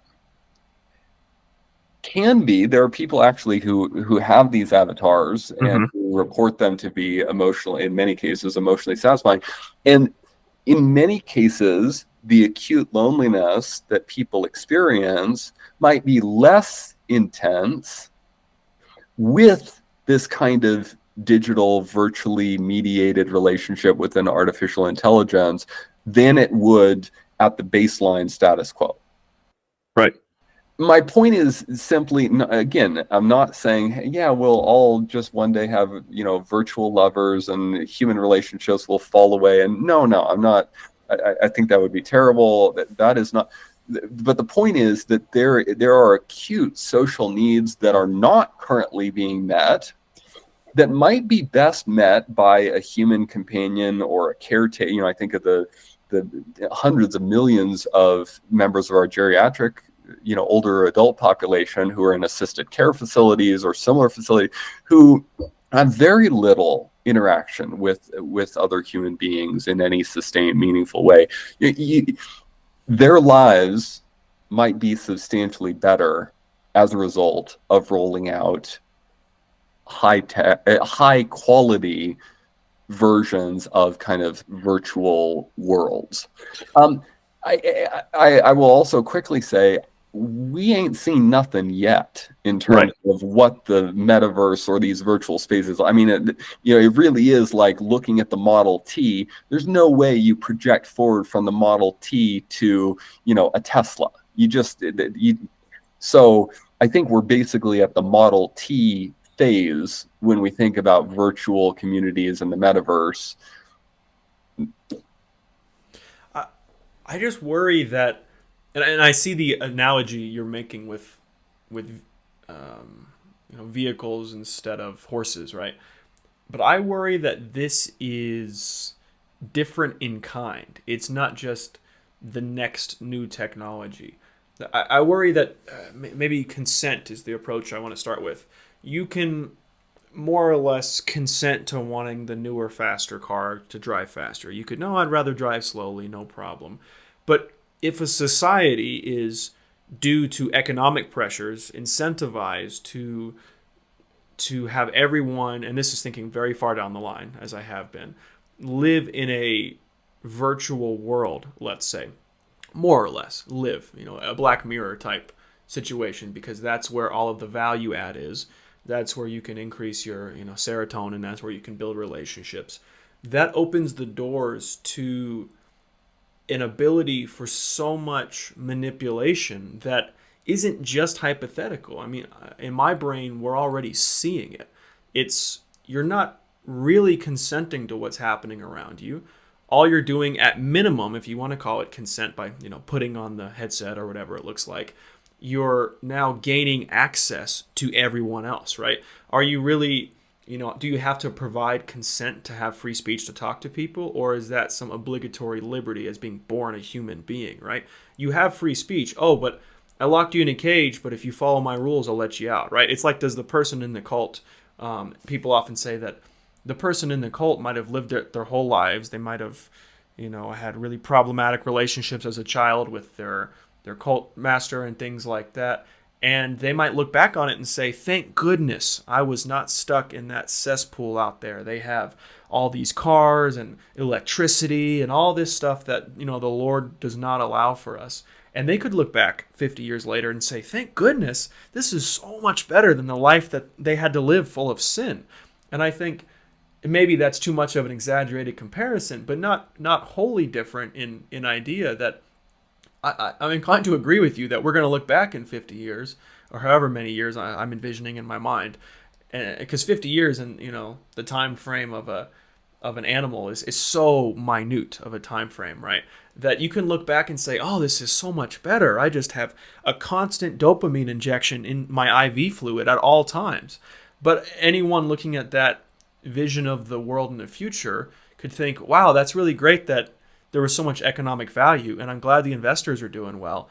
But is that actually a more fulfilling, more well-off life, despite the fact, in spite of the fact that, yeah, great, we had economic value, but did that economic value actually fulfill its use case of providing a better life? That in theory, we continue to incentivize economic growth because it continues to lead to innovation and things that provides value in our lives. I'm not convinced that this isn't something that's different in kind that would actually begin to, whether you know it or not, in the same way whether the cult follower knows it or not, remove your ability to experience increases in well-being, that you might actually deteriorate people's well-being in spite of the fact that the economy is booming in this virtual world. Do you see my concern, and however far out it may be? Oh, I see it very clearly, and I think it's an extremely important one.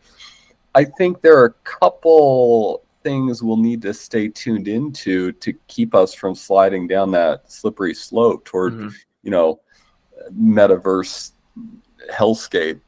One is, I think, regulatory insistence on transparency when it comes to how the algorithms that shape our virtual experience function. I think regulators and lawmakers are getting better at this, but still have a long way to go when it comes to just regulating, Web 2.0 tech, Amazon and Google and the other big players, much less our emerging AI reality. So we need transparency about how to avoid some of the worst opportunities for exploitation and manipulation within a pervasively virtual marketplace. I think, yes, we need to know how the algorithms work. But second, I think there's the issue of alignment between marketplace value creation and human well-being. Mm-hmm. So to some extent, the problem with the algorithms is that they manipulate people to extract value for corporations. That's real. But to a very large extent, the problem with algorithms is us. It's the users. The algorithms are optimized to keep users using, and whether that is focused on eyeball time with advertisements, whether it's focused on optimizing what we purchase on Amazon or other e-retail, we are the primary data input, the users, for how the algorithm directs us and how the algorithm itself evolves, how engineers tweak the algorithm to optimize user engagement. So I'll give you an example of this. The TikTok algorithm is kind of fascinating because it's optimizing for eyeball time. And one of the ways in which this algorithm has managed to do this is by creating all of this so-called sludge content. Mm-hmm. Where you'll have things that transfix the attention, but offer no kind of entertainment nourishment. They're eye candy that offer a kind of mesmerize. People cutting up soap and figures doing movements in video games, and often you'll have like a 4-part screen, and you got 4 of these things happening at once. Yeah. So why do we get that? Not because people are logging into, TikTok and saying, oh, I really want to watch people cut up soap. It's that's actually what gets millions of hits of often often it's children who are just getting on there and just getting locked into watching something that transfixes their. My point is, the algorithm is optimizing for engagement, not for nourishment of your desire for fulfilling entertainment. Right.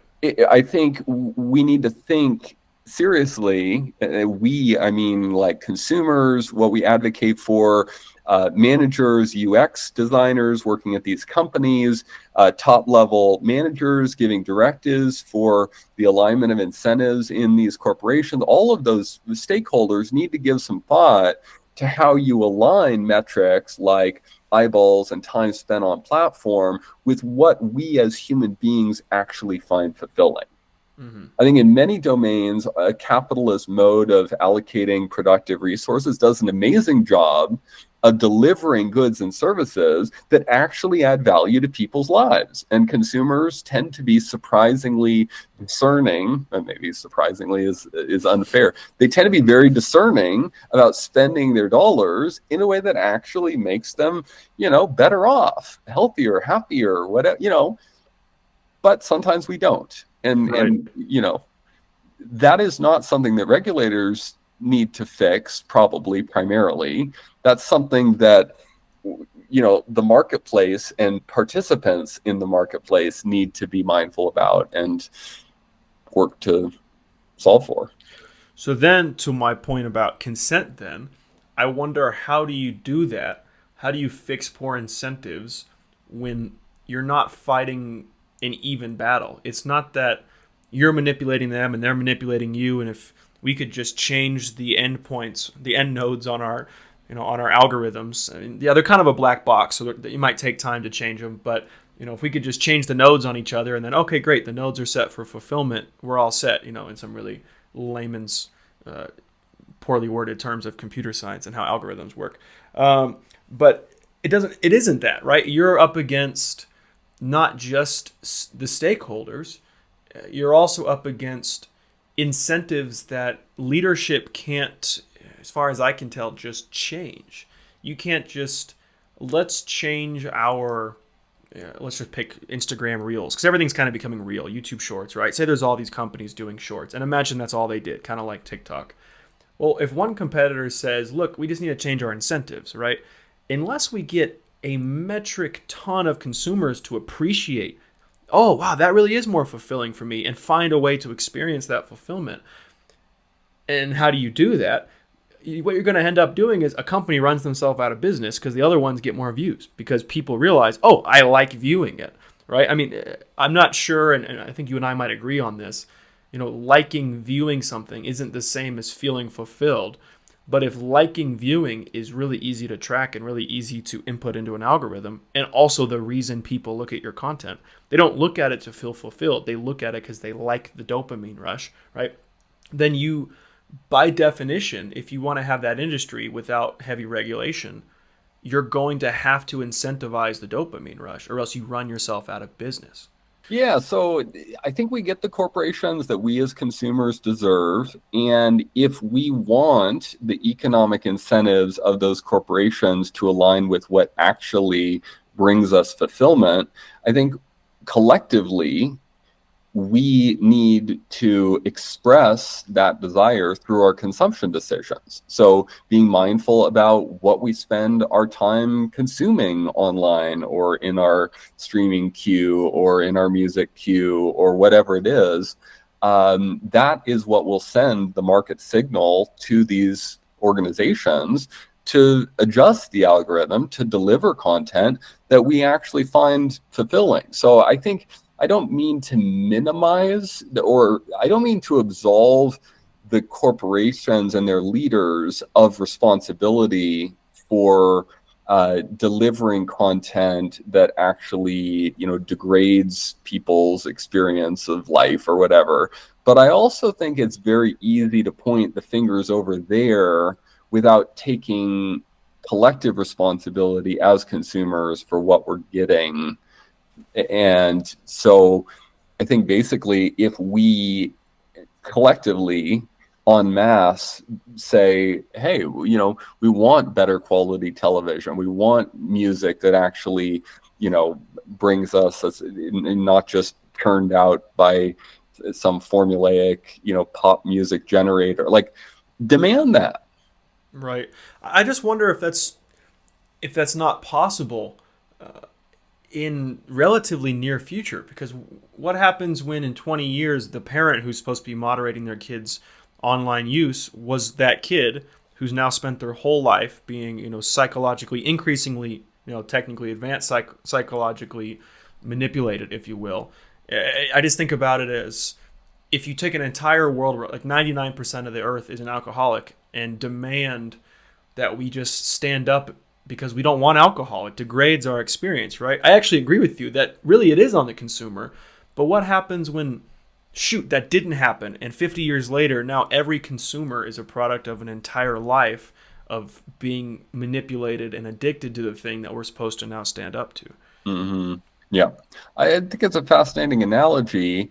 What do you see? So let's follow it out a little bit. What do you see as the most productive way of helping an addict break the addiction? Well, I'm sure there's a set of best answers, and I don't know what they are, to be honest with you.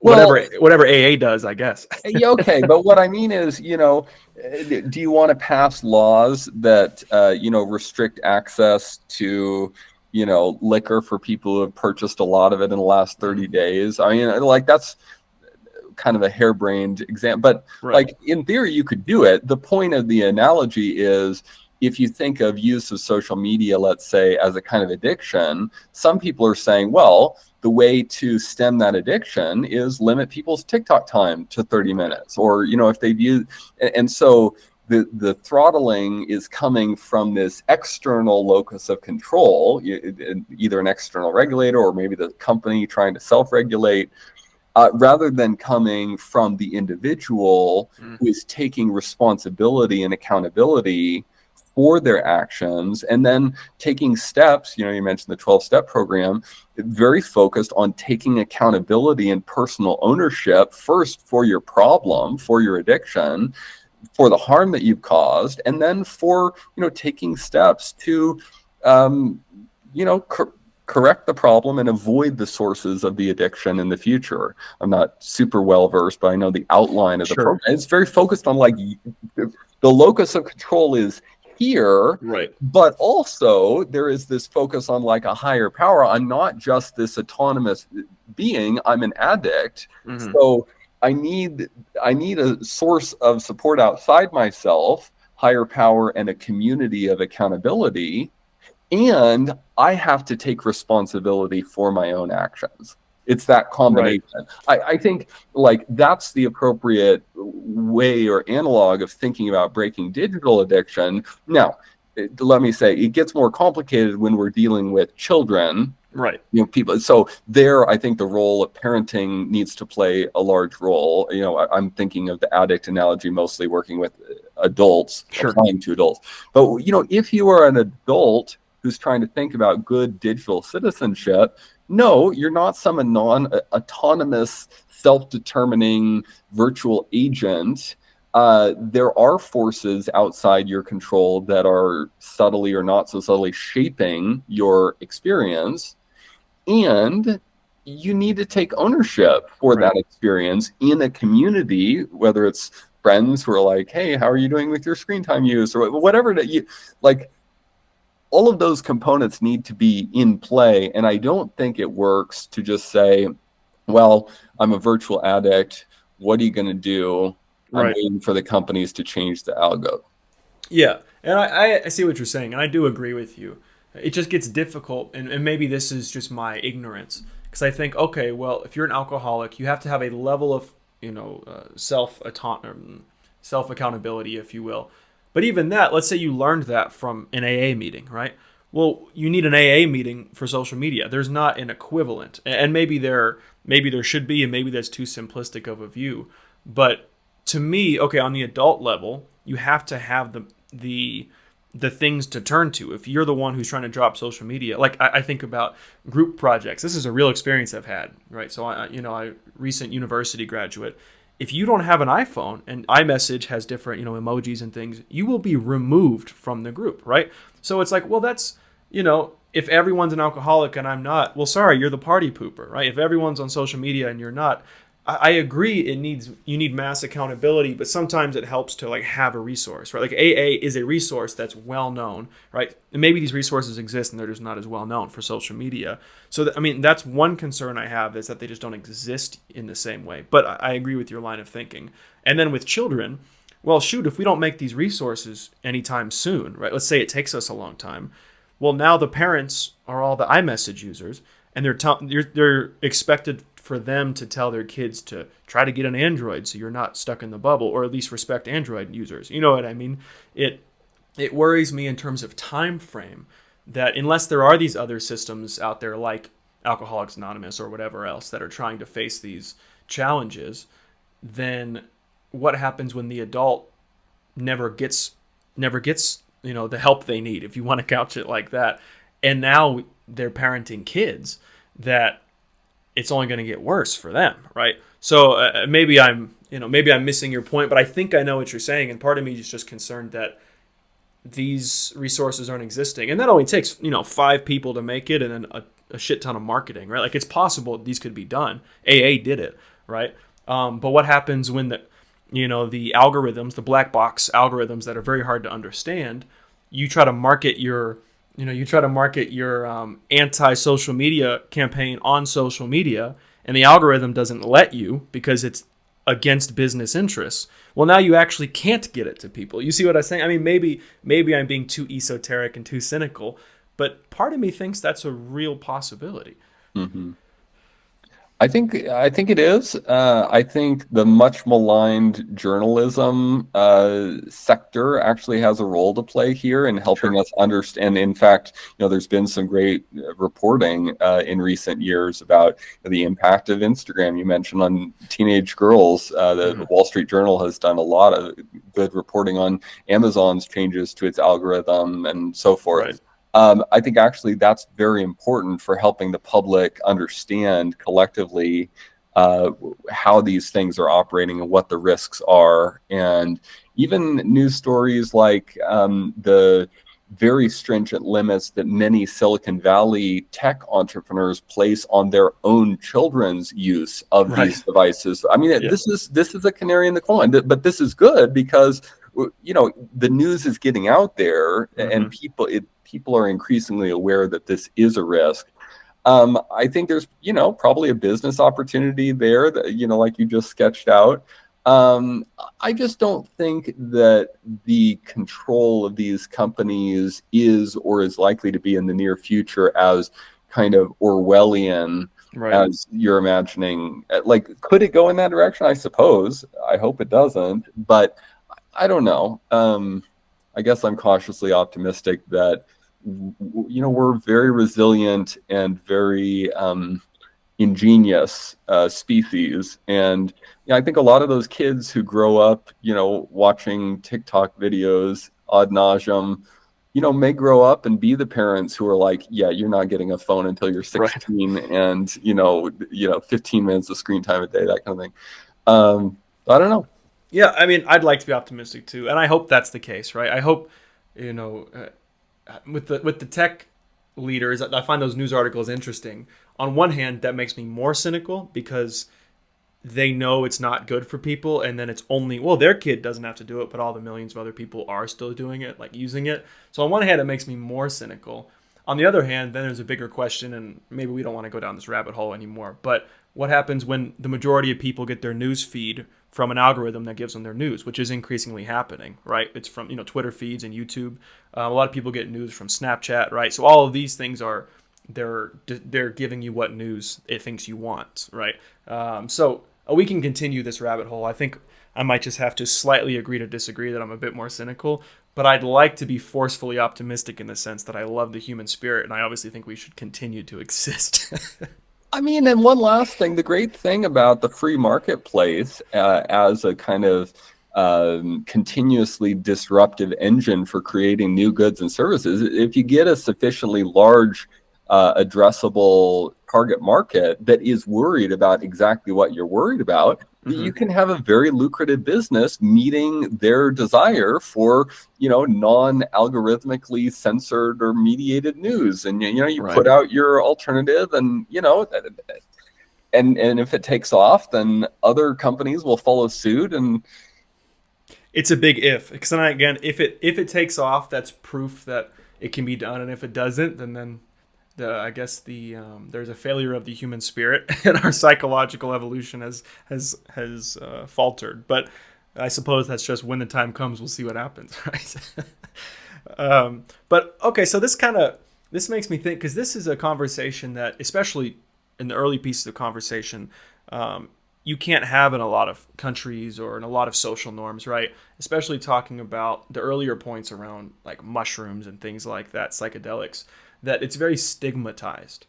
How do you navigate in your circles, in your life, in your conversations, knowing that what you're doing, and maybe this part of the conversation less so in this country, but especially the psychedelics piece, knowing that that's a very heavily stigmatized topic, and you have to deal with that day to day. How do you navigate that in your daily life, in your career and academics and things like that? yeah, I think it is becoming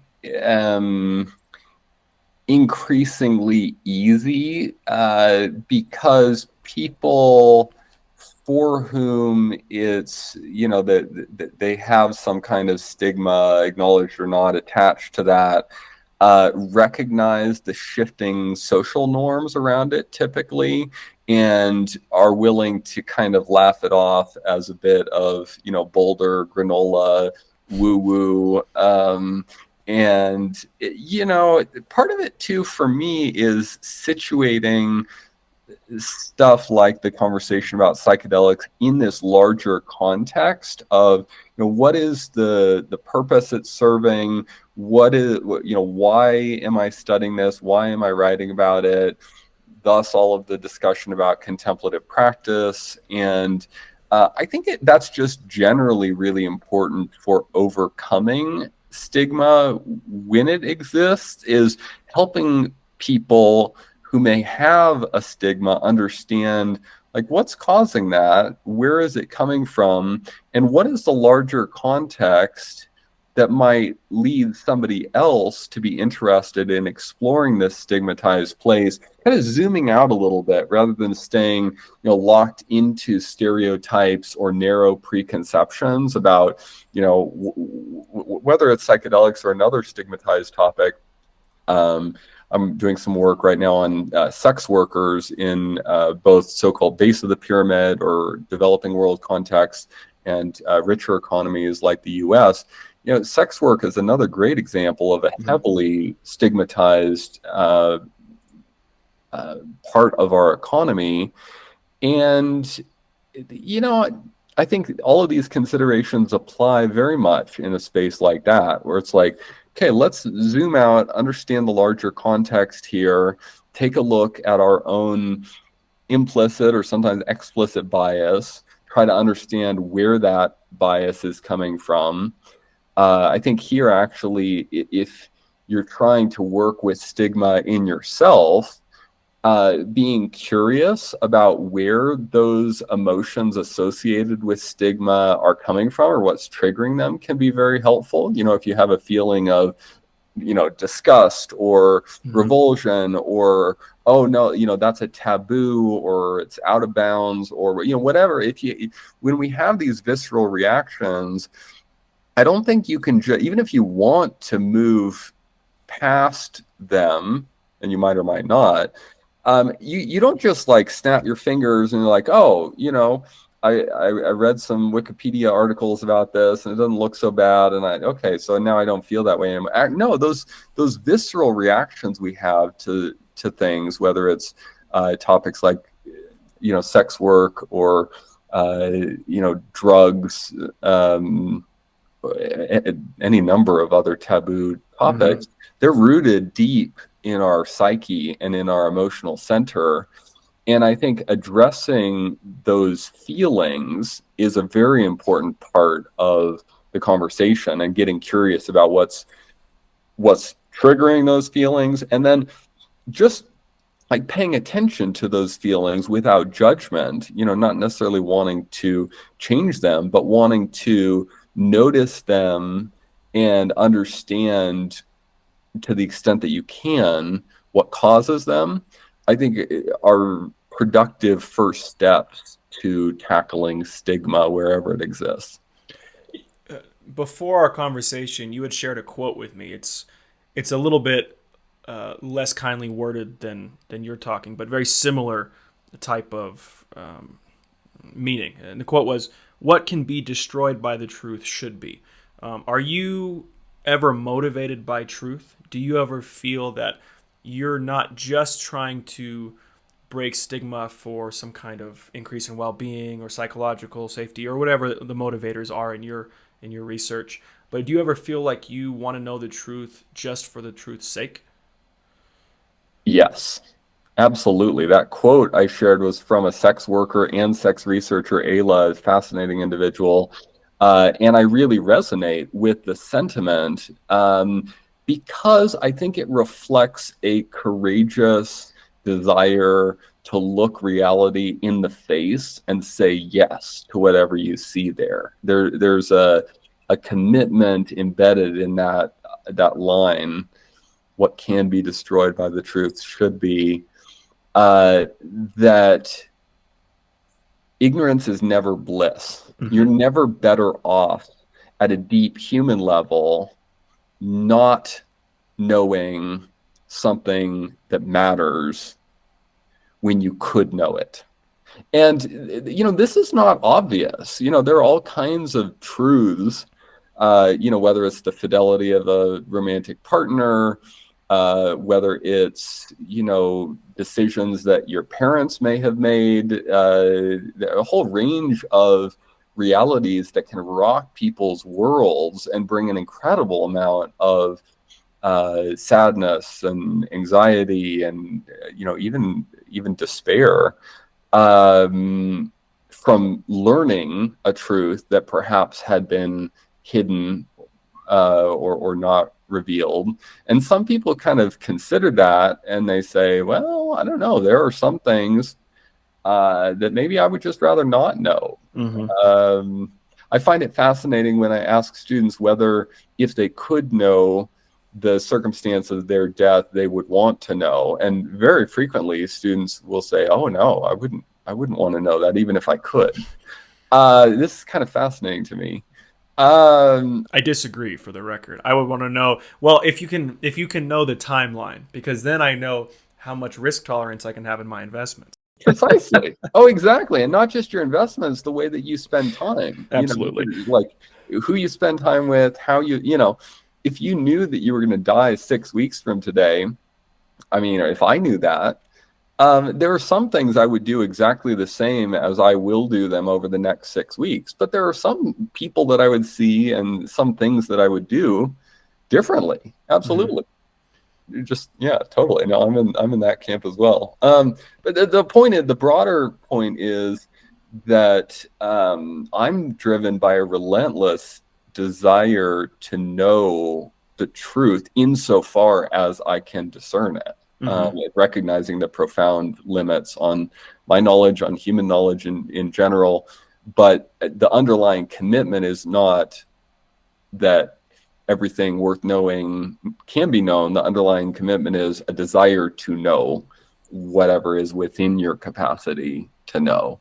For me, this is something, it actually is a kind of deep intellectual commitment, a kind of matter of intellectual honesty.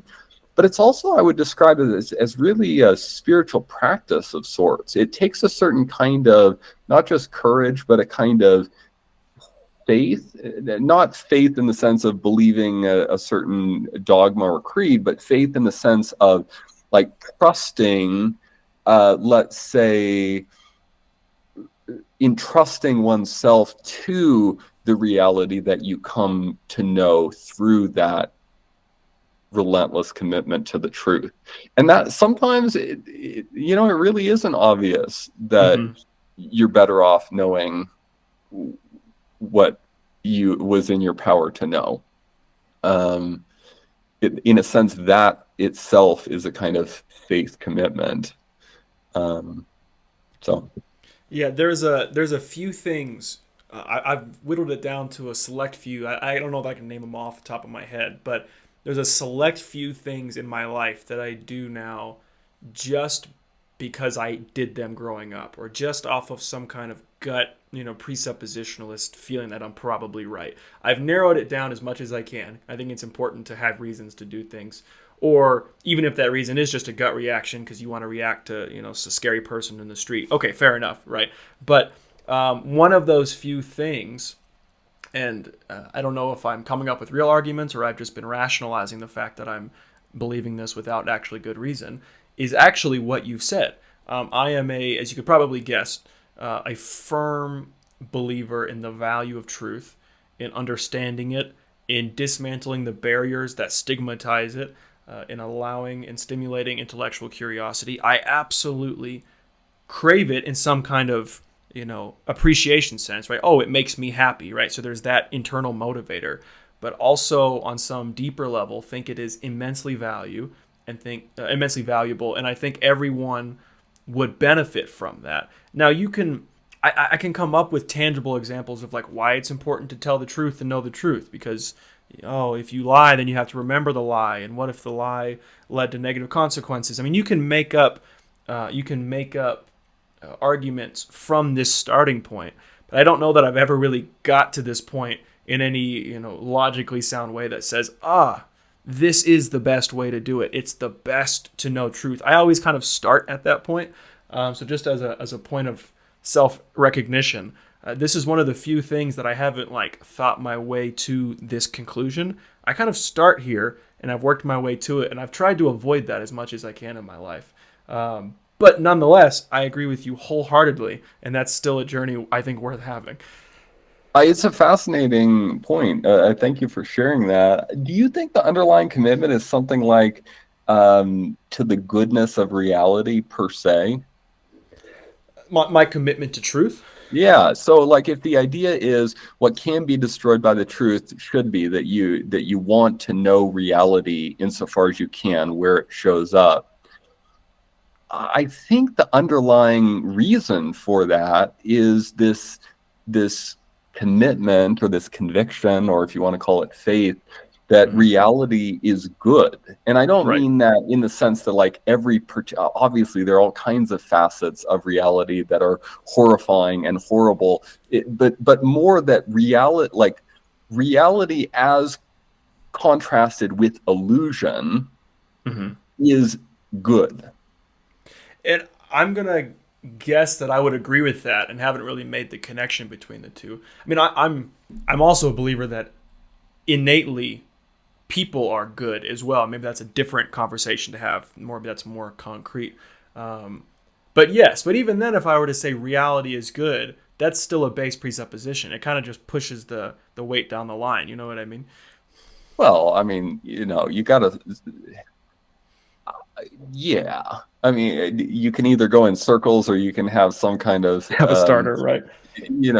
But I don't know. There are some things that are more basic than others, at least.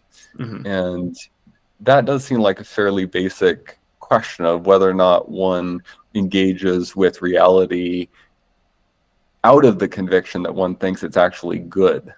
Right. Maybe we all do. Maybe that's all of our foundation, right? You and I might think, okay, it's good to learn and discover the truth, and it benefits people, and there's value in learning. I suppose if I didn't think that was the case, to your point, I think, then that journey has a lot less value. Well, why would I try to learn about stuff I don't think actually is good, by definition? So, I mean, I guess I echo your point there. I think there's also the question of disclosing truth to others. So we've been talking about it from the perspective of somebody who desires to know the truth or to learn things that they don't yet know. Flipping that around, there's the question of disclosing truth to others that might be disturbing, disconcerting, produce any number of negative reactions. I think here, as a parent, thinking of this as a parent, it becomes interesting because In terms of teaching or telling things to my son, I never aim to lie to him. Right. There are some situations in which I will say, I can't share that because it's an adult thing or it's not kid appropriate, or, I know that given his level of development, it would be destructive for him to try to come to terms with something. Um, that is not violating this principle of commitment to the truth. It is calibrating the learning journey for somebody that you're teaching in a way that is developmentally appropriate.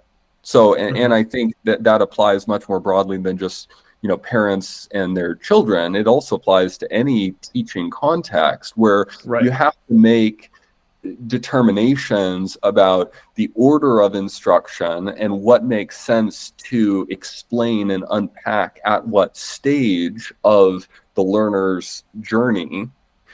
Um, all of that developmental arc is fully consistent with the commitment to the idea that truth is worth knowing wherever it is knowable. It just nuances that commitment by recognizing that sometimes people are not in a position yet to absorb a certain truth when presented in a certain way. So you can present difficult truths in ways that are true, but also, or not but, and also, let's say, refracted to make them, think about something like the Holocaust. Hmm. Um, at 8 years old, I don't need to, it's not helpful for me to go into the mechanics of how over 7 million human beings were systematically exterminated. Right. That's not going to be developmentally appropriate for an 8-year old. And I do want him to know that horrible things were done in World War II by Germany in particular. I mean, horrible things were done by all parties to the war, but in terms of systematically exterminating innocent citizens, Germany was exceptionally horrible. There is a way of communicating that to an 8-year-old that is appropriate and important. And then as they get older, they get. So anyway, I'm belaboring the point, but it is a very important pedagogical thing to keep in mind that you're not withholding the truth or distorting the truth when you make it available in a developmentally appropriate way. Yeah, I was actually just having this conversation a couple days ago, in a slightly different way, about parenthood, right? This idea that, let's say you're a parent and you're with your kids and there's something traumatic going on in your environment, let's just say. Um, are you lying to your kid by telling them that there's bad people, but we're going to be okay? Well, not necessarily, right? If you're optimistic, you think you're going to be okay, there's obviously bad people. Okay, so they know to stay close to you if there's bad people, and they know that, okay, things are going to be okay. We're going to be fine, right? There's nothing wrong with saying that, obviously. And in the same way, okay, you get older, you've developed, you have a more full understanding of how the world works. You can take things in that are more difficult and handle them, in a more mature and kind of way. Then, okay, so who were those bad people? How confident were you that we were okay? Right? You can delve into those things a lot deeper. And I agree with you completely that it's not you're not lying, right? Let's just dumb it down. You gave a really good example with the Holocaust. I'm going to go really dumb it down here. You learn addition. It doesn't mean that you are lying about how calculus works, right? Well, no, I need to know how numbers function before I can get into calculus, before I can get into any other kind of high level math theory, right? It doesn't work. It's the mechanism for even understanding the truth. If your goal is truth, right, to your point, then the goal would also be not just dissemination, but understanding. Your goal isn't just to talk, it's to communicate, right? So that's receiver oriented, and that receiver has to be in a position to be able to at minimum comprehend, if not emotionally, in the right place to be able to address it. Hopefully they are, but at minimum they have to be able to comprehend what you're telling them.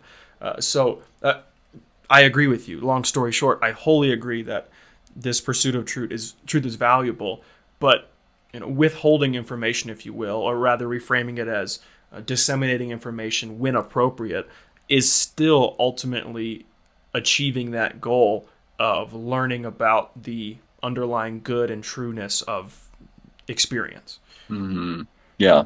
I think to your point that we do many different kinds of, or that the goal is understanding, it's not just transmitting data. We Right. do many different kinds of things with our words. And so I think when you're thinking about teaching somebody else the truth, you need to recognize what you're doing with your words, not just check what you're saying, as it were, and run it through some kind of fact checker. So, Right. if your child is dying of a terminal illness and you say it's going to be okay, if what you mean factually is you're going to live and have a happy childhood, you're lying. Right.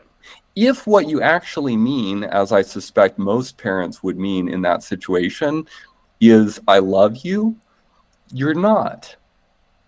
You're not lying. Right. You're actually communicating the most important truth in that moment. Yeah. That's the difference between, like, are you transmitting data? Like, what are you doing with the language? Hmm. Are you doing the truth with your language so that your receiver can take it on and understand the truth versus just transmitting? Right. Absolutely. And that's something I've, not to get too personal, but I've often grappled with, because it's easy to, just more broadly, it's easy to always say the technically correct thing and be like, "Oh, I've never lied before," right? Well, you could still be deceiving, right? That's something that I want to make sure that I get better at personally, and I'm sure lots of other people do the same thing, whether they're aware of it or not. It's okay, I literally said true things. Am I now being deceptive to the audience I'm talking to? Is that actually teaching them or informing them about a truth about reality? Well, no. You might have literally said, to your point, you might have literally said true things on face value, if not interpreted with no context. That's 100% accurate. But in context, not at face value, in the way you said them, you didn't actually convey a truth at all. You might have even conveyed a distruth, or at minimum just muddied the water in a way that wasn't really helpful or harmful, but it wasn't beneficial at the pursuit of truth, right? So, I mean, it's easy to say, and I say it all the time, truth is invaluable, but it's harder to recognize, what does that mean? Am I really living that kind of life? Mm-hmm. Yeah, that's a profound insight. Yeah. Well, shoot, I think this is a good place to stop. I feel like that's a really powerful message to leave on. This has been a great conversation. I always love talking to you, on the air or off, might I say. We've talked quite a bit, but if we have more to chat about, you're always welcome back. I love to pick your brain, and I really just appreciate you taking the time to chat with me. Oh, thanks, Colton. It's been a really fun time. Really enjoyed our conversation.